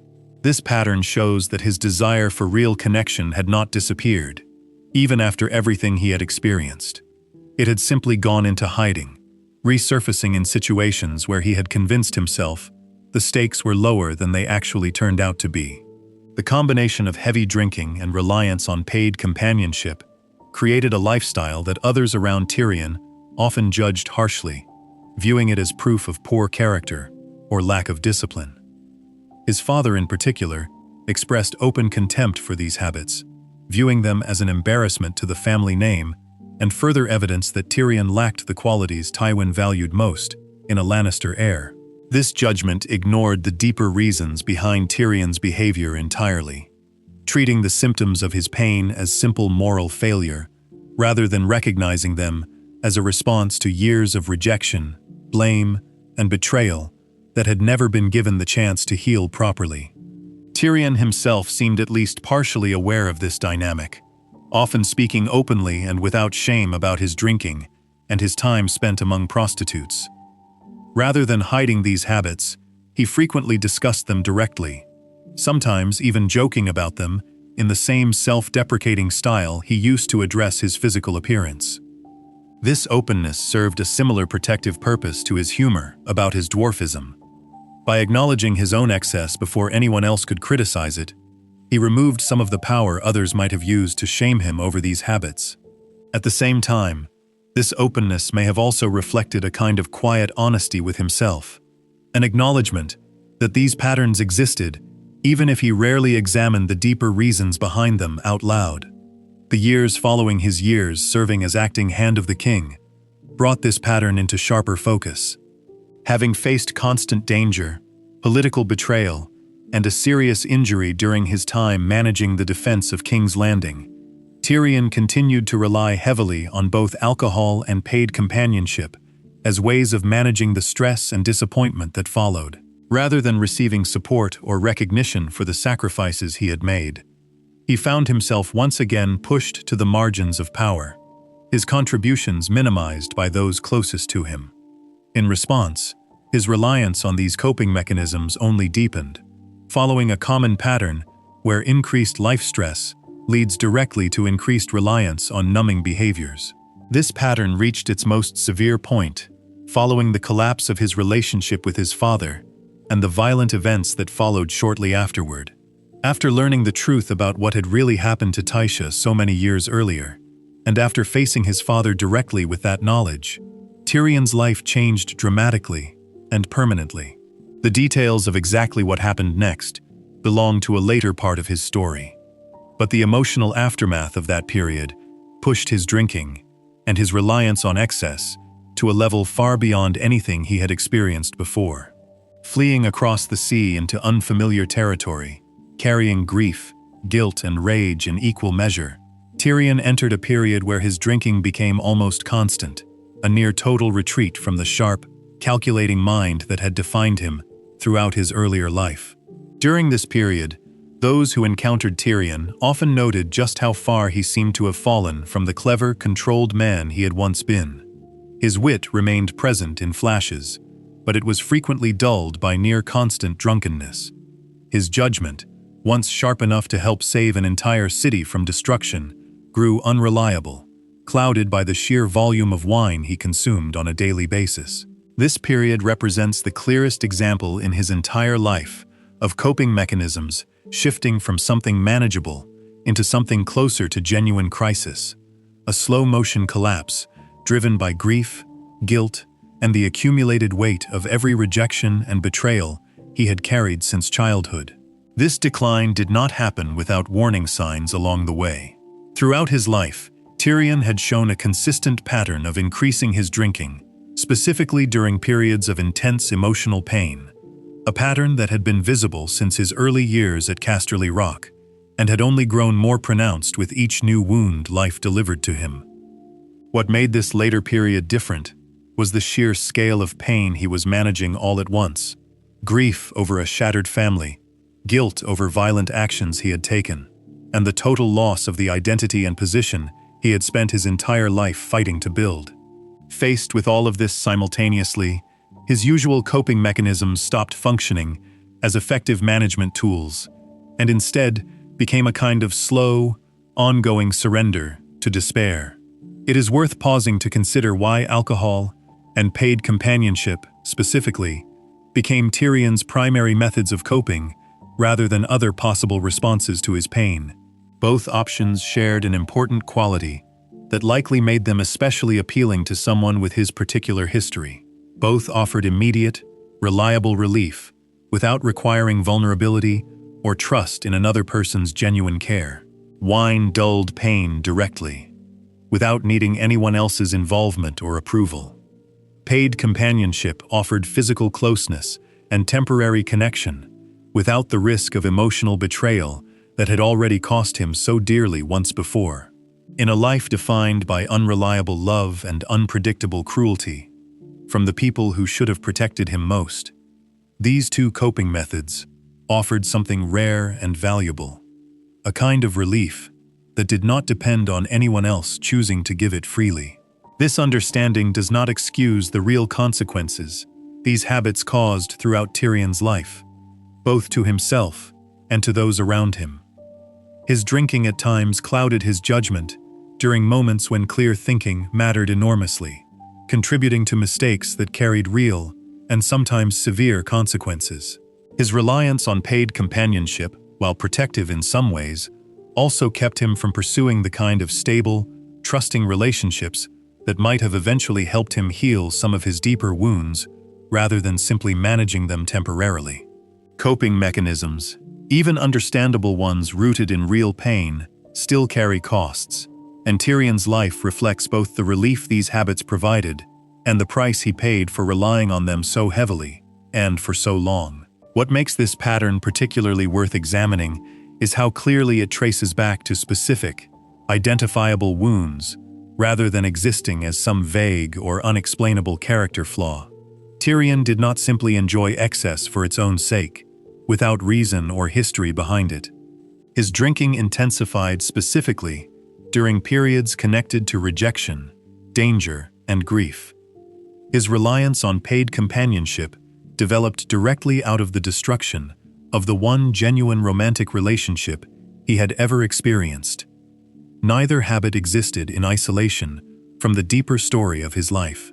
Both grew directly out of specific, traceable pain, offering a clear example of how early trauma and repeated rejection can shape adult behavior in ways that might otherwise be mistaken for simple weakness or poor character. This pattern also highlights an important contrast within Tyrion's broader personality.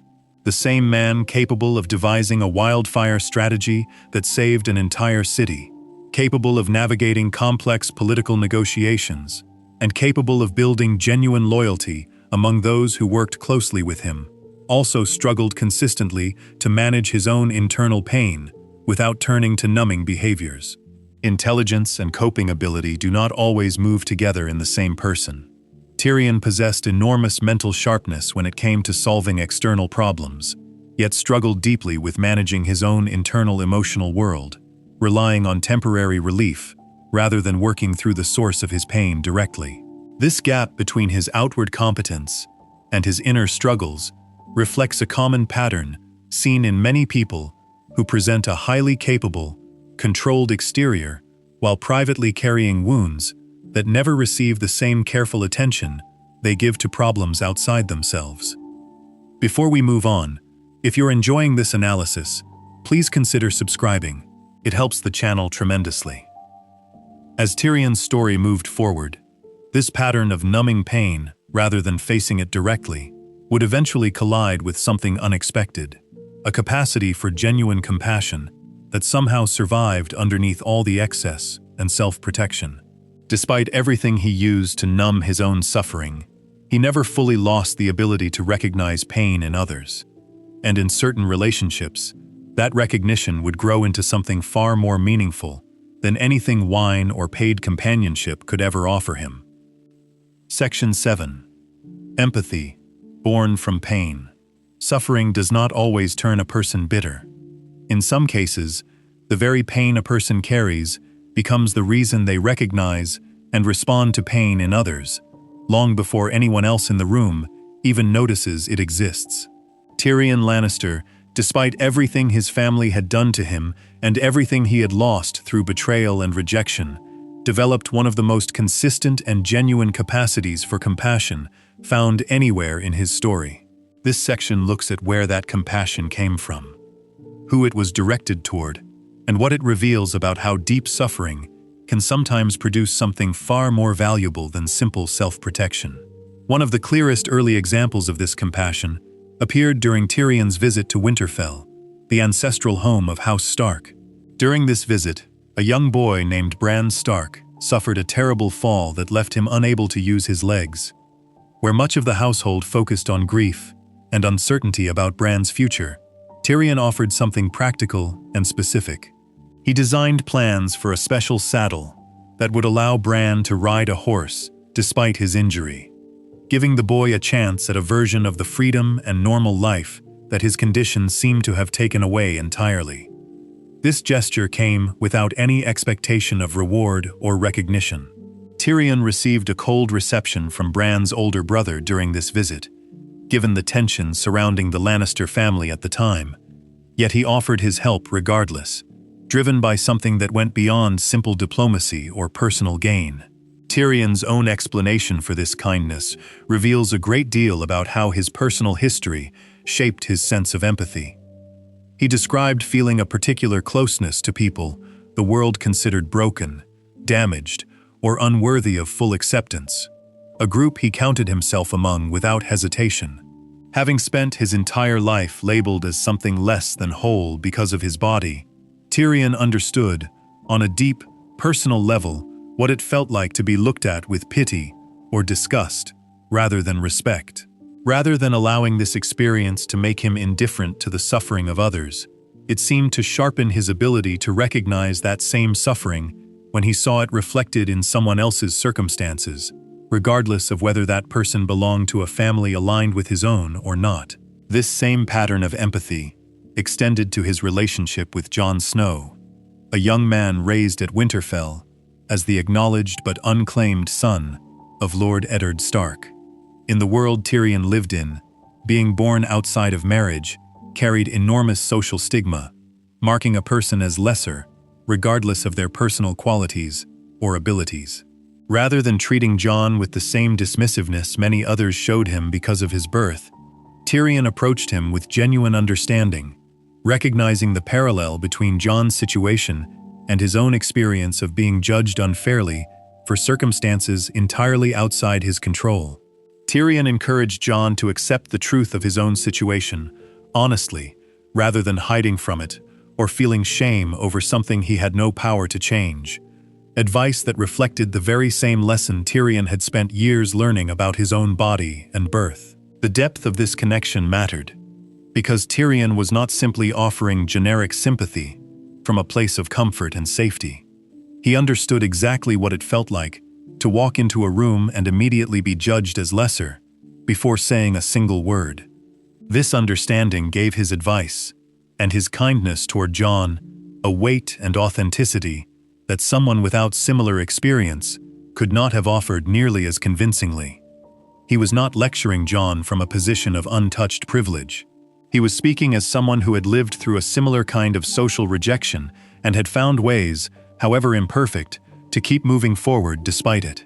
Perhaps the clearest and most sustained example of Tyrion's compassion appeared in his relationship with Sansa Stark, the young woman he was forced to marry as part of a political arrangement orchestrated by his father. This marriage placed Sansa in an especially vulnerable position. She had already endured the execution of her father, ongoing abuse at the hands of the cruel young king she had once been betrothed to, and the constant danger of living as a hostage within a family that had caused her enormous suffering. Being forced into marriage with a man from that same family, a man society viewed as unattractive and undesirable because of his dwarfism, seemed to Sansa like yet another cruelty added to an already unbearable situation. Tyrion responded to this situation in a way that stood in sharp contrast to how many others in his position might have behaved. Rather than exercising his legal right as her husband to consummate the marriage regardless of her feelings, he made a clear choice to hold back, recognizing that Sansa was terrified and unwilling. He told her directly that he would not touch her until she wanted him to, a promise he kept despite significant pressure from his own father, who grew frustrated that the marriage remained unconsummated and therefore politically incomplete in his eyes. This decision came at real personal cost to Tyrion, drawing his father's anger and disappointment. Yet he held to it regardless, prioritizing Sansa's comfort and safety over his own standing or his father's approval. This choice reveals something important about how Tyrion's own experiences shaped his understanding of consent and personal autonomy.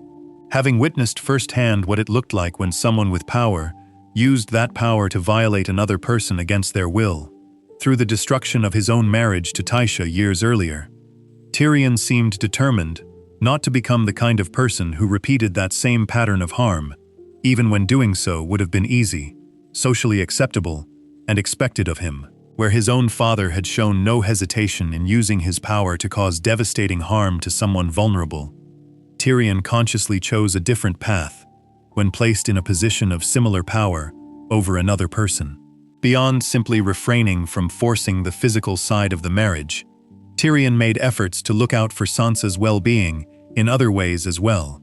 He recognized how dangerous her position was within King's Landing, surrounded by people actively working to manipulate or harm her for their own political purposes.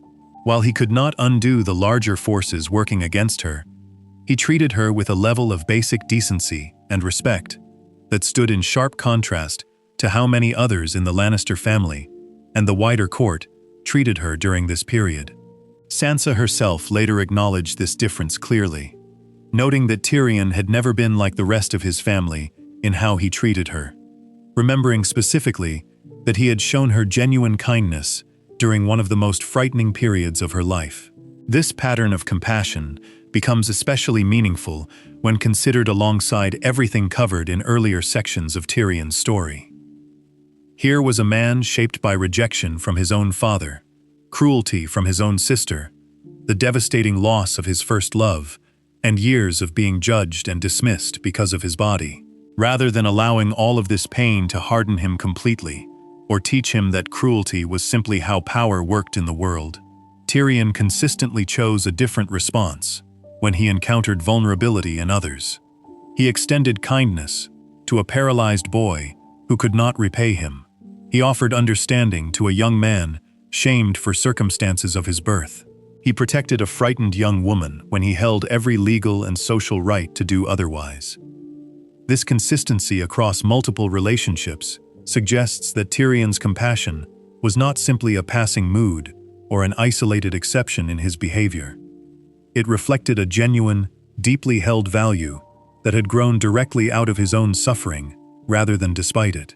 Having personally experienced what it felt like to be dismissed, mocked, and treated as less than fully human because of circumstances beyond his control, Tyrion developed a kind of internal alarm that activated whenever he recognized similar dynamics happening to someone else. This alarm pushed him to act, often quietly and without seeking credit, in ways that stood in stark contrast to the more selfish or cruel behavior modeled for him by the most powerful figures in his own family. It is worth considering why this pattern developed in Tyrion specifically, rather than leading him toward the same coldness and cruelty that defined so much of his father's and sister's behavior. Suffering does not automatically produce empathy in every person who experiences it. Sometimes pain hardens people, teaching them that cruelty is simply how the world operates, and that showing weakness or vulnerability only invites further harm. In Tyrion's case, several factors likely worked together to produce a different outcome. The genuine warmth he received from his brother Jaime during childhood gave him at least one clear example of what real care between people could look like, preventing him from concluding that love and kindness were entirely fictional concepts invented to manipulate others. His own intelligence and self-awareness also likely played a role, giving him the capacity to reflect on his own pain honestly enough to recognize similar pain in others, rather than simply projecting his own bitterness outward indiscriminately. The cost of maintaining this compassion should not be underestimated. Every time Tyrion extended kindness to someone vulnerable, he did so without any guarantee that his own family or the wider political world around him would ever recognize or reward that choice. In many cases, His compassion actively worked against his own interests, drawing his father's anger, complicating his political standing, and offering him no protection from the ongoing cruelty he faced, simply for being who he was. Despite this, he continued making these choices, suggesting that his empathy operated independently of any expectation of personal benefit, a rare and significant quality in a world that had given him so little reason to extend trust or kindness so freely. This capacity for genuine compassion adds an important layer of complexity to understanding Tyrion's overall psychological pattern. He was not simply a wounded man using humor and numbing behaviors to survive his pain, though those patterns were clearly present and significant throughout his life. He was also, simultaneously, a man capable of real moral courage, willing to protect people who could offer him nothing in return, simply because he recognized their suffering and refused to add to it. This combination, deep personal pain paired with genuine compassion for others, reflects one of the more complicated and, in many ways, admirable aspects of his character, one that stands in direct contrast to the example set by the two family members who had caused him the most harm throughout his life. Before we move on, if you're enjoying this analysis, please consider subscribing. It helps the channel tremendously. Despite this consistent pattern of compassion, Tyrion's own suffering had not yet reached its final and most severe test. Everything he had experienced up to this point, the rejection at birth, the destruction of his first marriage, the lack of recognition for his sacrifices, and the numbing habits he developed to cope with all of it, had been building steadily toward a moment where his entire life would be placed on trial, in the most literal sense possible, forcing him to confront, in front of the very family that had shaped so much of his pain, exactly how much injustice one person could be expected to endure before something inside him finally broke completely. Section 8. The trial that broke him. Every person has a breaking point, a moment where the accumulated weight of years of unfair treatment finally becomes too heavy to carry quietly any longer. For Tyrion Lannister, that moment arrived in the form of a public trial, one where he stood accused of murdering King Joffrey Baratheon, a crime he did not commit. This section examines that trial closely, showing how it became the point where decades of injustice, doubt, and rejection from his own family finally rose to the surface in front of the entire royal court. Joffrey's death occurred during his own wedding feast, poisoned in front of hundreds of witnesses in a moment of public chaos and horror. Tyrion, who had a long and openly hostile relationship with his nephew, became an immediate suspect. Joffrey had spent years humiliating Tyrion in public, mocking his size, forcing him into embarrassing situations, and treating him with open cruelty whenever the opportunity arose. This history made Tyrion an easy and convenient target for blame, regardless of whether any real evidence connected him to the poisoning itself. Cersei, driven by her long-standing hatred of her younger brother, seized on the opportunity immediately, determined to see him held responsible for her son's death, whether the facts supported that conclusion or not. The trial that followed was structured to appear fair on the surface, while functioning as something closer to a formality, designed to produce a predetermined outcome. Tywin Lannister, Tyrion's own father, presided over the proceedings in place of the new boy king, joined by Prince Oberyn Martell and Lord Mace Tyrell as fellow judges. Despite this arrangement giving the appearance of balanced judgment, the trial quickly revealed itself to be far less concerned with genuine truth than with securing a conviction. Witness after witness came forward to testify against Tyrion, many offering accusations built on assumption, personal grudges, or convenient timing, rather than solid proof of any actual crime. Figures who had served alongside Tyrion for years, including men who owed him a measure of loyalty, chose instead to speak against him, adding to a mounting pile of testimony that had little to do with real evidence, and everything to do with the political convenience of seeing him blamed. Among the most painful moments of the trial came when Shae, a woman Tyrion had once loved and trusted deeply, took the stand and testified against him, offering false claims that painted him as guilty of plotting Joffrey's murder alongside his estranged wife, Sansa Stark. This betrayal added a deeply personal wound to what was already an overwhelming public ordeal. Tyrion had trusted Shae with a level of intimacy he rarely extended to anyone, and watching her stand before the court, delivering damaging lies against him, made the proceedings feel less like a simple legal formality, and more like a culmination of every betrayal he had experienced throughout his entire life, stacked one on top of another in a single unbearable afternoon. As the trial progressed, it became increasingly clear to Tyrion that the outcome had already been decided long before any evidence was presented.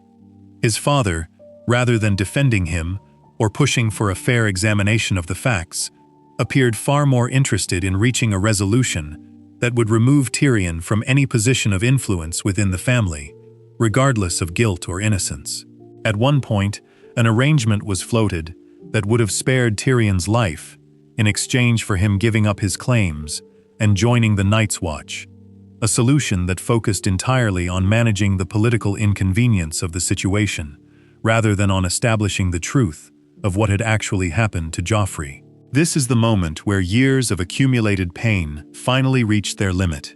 Tyrion had spent his entire life being blamed for things outside his control, starting with his mother's death at his birth, continuing through the destruction of his marriage to Tysha, and extending through years of being denied credit for his genuine accomplishments as acting Hand of the King. Now, faced with a false accusation of murder, and watching his own father treat the proceedings as a matter of convenient political management rather than justice, something inside him broke completely.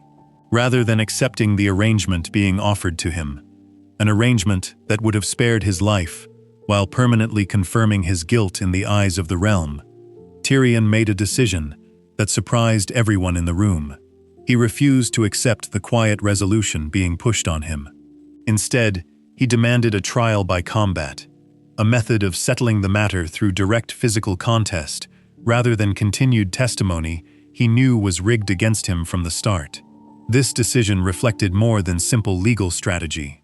It represented Tyrion finally refusing to quietly accept an unjust outcome the way he had been trained to accept unfair treatment throughout his entire life.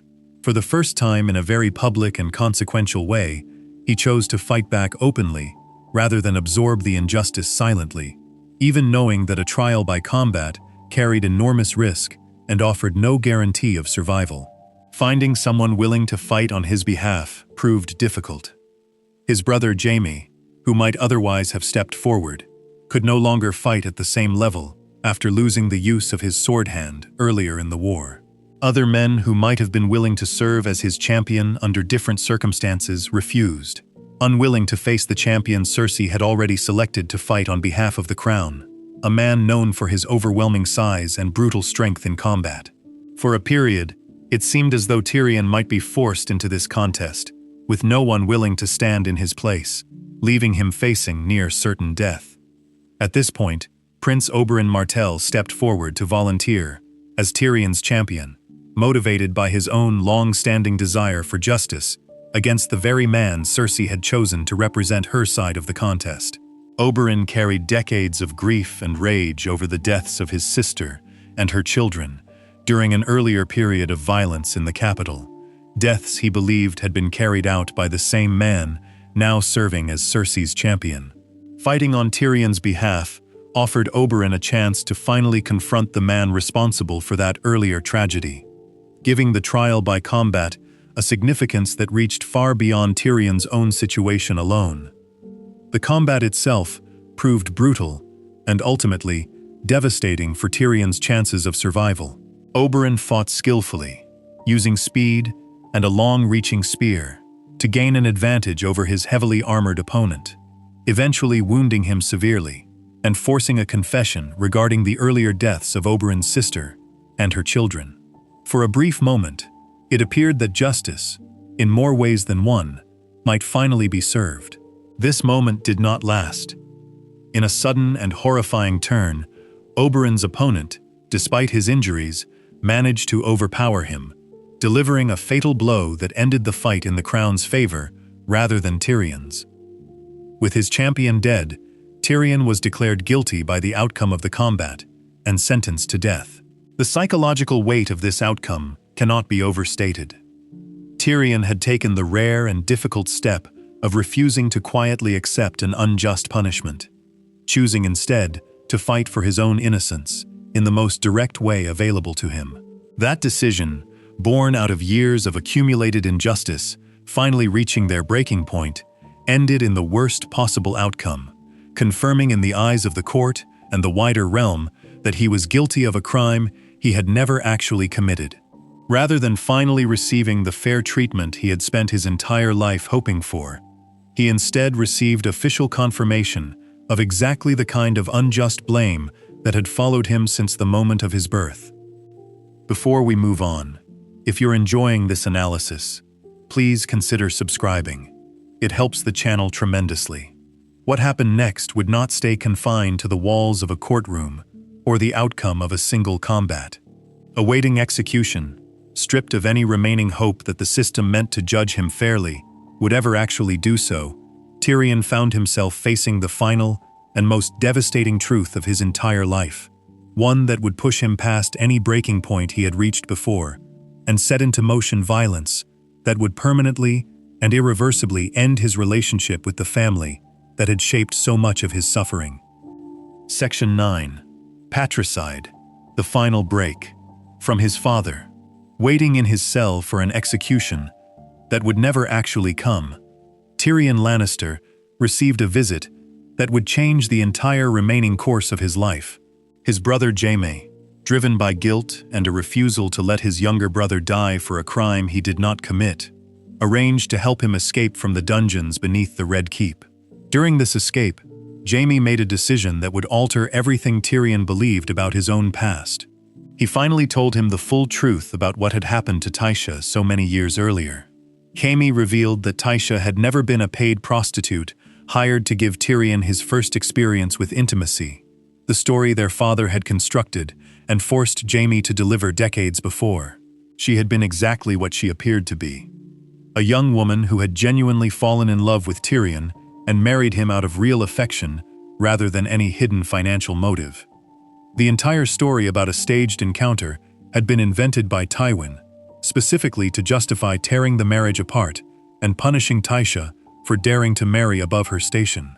Jaime, believing at the time that he was protecting his brother from embarrassment, had unknowingly become a tool in his father's deception, a fact that had weighed on him for years and finally pushed him to confess the truth as he helped Tyrion escape.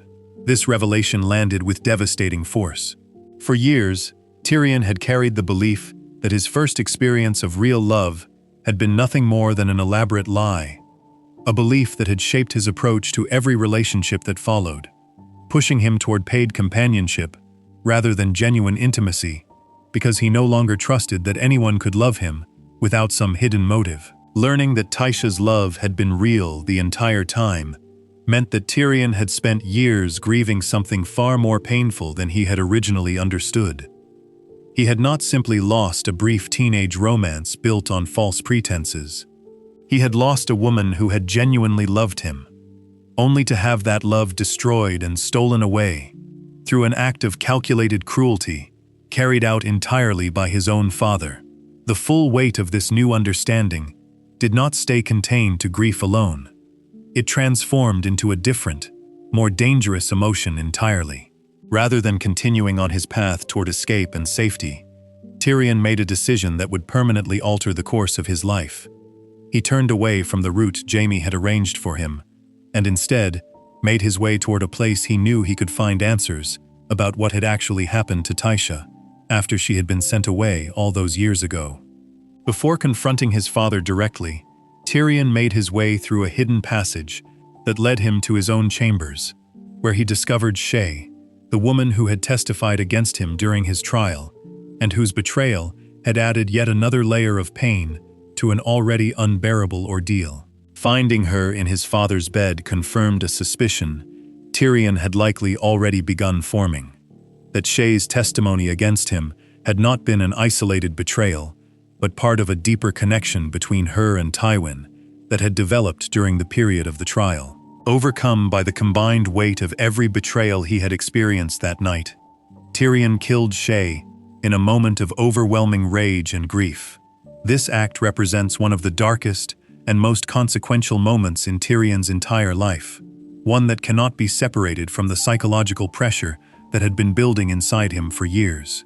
It does not exist as an isolated act of random violence.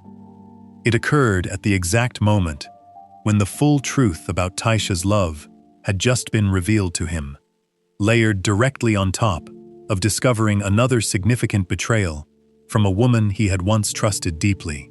The convergence of these two devastating revelations within the same short window of time created a breaking point that pushed Tyrion into violence he had never shown before in his life, despite everything he had endured up to that moment. From there, Tyrion continued through the hidden passages of the Red Keep until he reached his father's private chambers, finding Tywin alone and unaware that his son had already learned the truth about Tysha. Armed with a crossbow, Tyrion confronted the man who had shaped so much of his pain since the moment of his own birth, demanding to know what had actually happened to Tysha after she had been sent away decades earlier. This confrontation represented the culmination of every grievance Tyrion had carried throughout his entire life, finally given voice directly to the person most responsible for causing them. Tywin, even in this moment of direct confrontation with a weapon aimed at him, refused to show any genuine remorse or acknowledgement of the harm he had caused. He dismissed Tysha carelessly, referring to her in terms that stripped away any recognition of the genuine love she had shared with his son, treating the entire episode with the same casual contempt he had shown toward Tyrion for his entire life. This response, delivered without hesitation even while facing potential death, revealed that Tywin had never truly reflected on the damage he had caused. He remained, until his final moments, committed to viewing his youngest son's happiness as something entirely secondary to the family's reputation and his own sense of control. This lack of remorse proved to be the final piece needed to push Tyrion into irreversible action. Faced with a father who still refused to acknowledge any wrongdoing, even when directly confronted with the consequences of his cruelty, Tyrion made the decision that would end their relationship permanently. He killed his own father, ending decades of rejection, blame, and manipulation in a single, final act of violence that could never be undone. The significance of this moment extends far beyond the immediate act itself. It represents the final collapse of a relationship that had been damaged from the very beginning of Tyrion's life, starting with the blame placed on him for his mother's death, and continuing through every subsequent act of coldness and cruelty Tywin had shown him over the following decades. Where Tyrion had spent years trying to earn his father's approval through performance, achievement, and constant proof of his own worth, this moment marked the final abandonment of that effort entirely. There would be no more attempts to win Tywin's respect, no more searching for signs of acceptance that had never truly been available to him in the first place. This act also carries deep psychological significance when considered alongside everything covered in the earlier sections of Tyrion's story.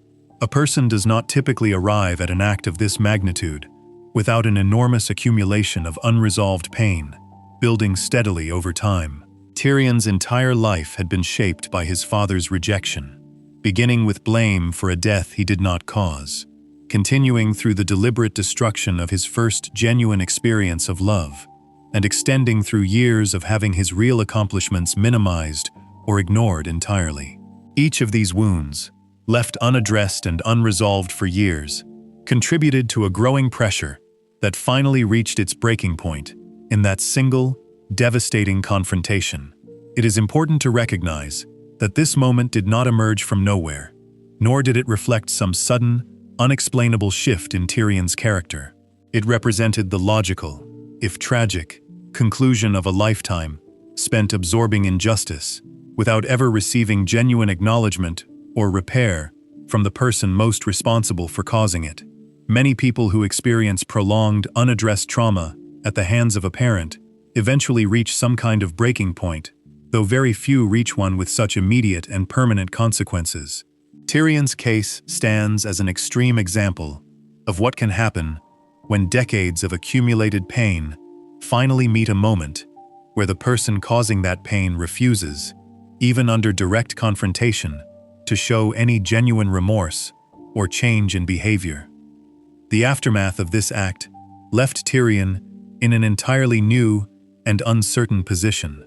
Having killed both a woman he had once loved and the father who had shaped so much of his suffering, he fled King's Landing entirely, leaving behind the only home he had ever known, and stepping into a life defined by exile rather than the constant, if painful, structure his family had provided throughout his entire life up to that point.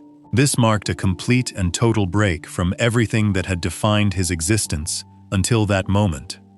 A permanent severing of ties that could never be repaired or reversed. This period also forces a difficult but necessary examination of how trauma can shape behavior in ways that extend beyond simple survival or coping. Where earlier patterns in Tyrion's life had shown him managing pain through humor, numbing behaviors, and quiet compassion toward others who suffered similarly to him, this moment represents a different kind of response entirely, one where the accumulated weight of injustice finally expressed itself through irreversible violence rather than any of his more familiar coping mechanisms. Understanding this moment requires recognizing both the genuine, legitimate grievances that led to it and the devastating, permanent consequences that followed, without minimizing either side of that difficult reality. Before we move on, if you're enjoying this analysis, please consider subscribing. It helps the channel tremendously. What remained after this point in Tyrion's life was a man completely severed from the family and identity that had shaped every previous chapter of his story. The structures that had caused him so much pain throughout his life, his father's rejection, his sister's cruelty, and the constant need to prove his worth within House Lannister, were now gone entirely, replaced by nothing but uncertainty and the heavy psychological weight of what he had done. This left him facing an entirely new question, one that had nothing to do with proving his worth to a family that had never truly valued him, and everything to do with figuring out who he was and what he was capable of becoming once every familiar structure of his old life had been stripped away completely. Section 10. What Tyrion's mind leaves behind. Looking back across the entire span of Tyrion Lannister's story, from the moment of his birth to the violent break from his father, a clear pattern emerges, one that connects every piece of pain, every coping mechanism, and every act of compassion into a single, coherent picture of a mind shaped by circumstances almost entirely outside his own control. This final section brings together everything explored throughout his story, showing how each piece connects to the others and what his life reveals about the lasting impact of rejection, resilience, and the search for genuine acceptance. Tyrion's psychological story begins with a wound he never chose and could never have prevented: the death of his mother during his birth, and the blame his father placed on him for a tragedy rooted entirely in circumstances beyond anyone's control. This single event set the tone for his entire early life, teaching him before he could even speak that his existence itself was viewed as a problem rather than a gift. Every relationship that followed within his own family built on this foundation, with his sister's active hostility reinforcing the same message his father's cold distance had already established, and only his brother's steady affection offering any real counterbalance to the weight of rejection surrounding him. This early foundation of conditional, uneven love shaped how Tyrion approached every significant relationship that followed throughout the rest of his life. When he finally experienced what felt like genuine, unconditional love with Tysha, the destruction of that relationship at his father's hands taught him a lesson that went even deeper than anything his childhood had already established. It taught him that even love found entirely outside his own family could be identified, targeted, and destroyed by the same forces responsible for his earliest pain. This lesson pushed him toward relationships built on clear, transactional terms, rather than the vulnerability of genuine intimacy, a pattern that offered him safety at the cost of the deeper connection he continued to quietly long for throughout his adult life. The sharp wit and self-mocking humor that became one of Tyrion's most recognizable traits developed directly out of this accumulated pain, functioning as a shield against a world that had shown him early and often just how cruel people could be towards someone who looked different and carried a complicated family history.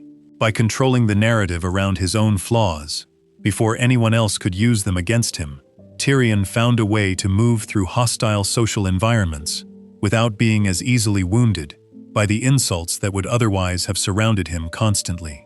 This same skill, however, also created distance between his true feelings and the version of himself he presented to the world, making it difficult for others, and at times for Tyrion himself, to separate genuine emotion from carefully constructed performance.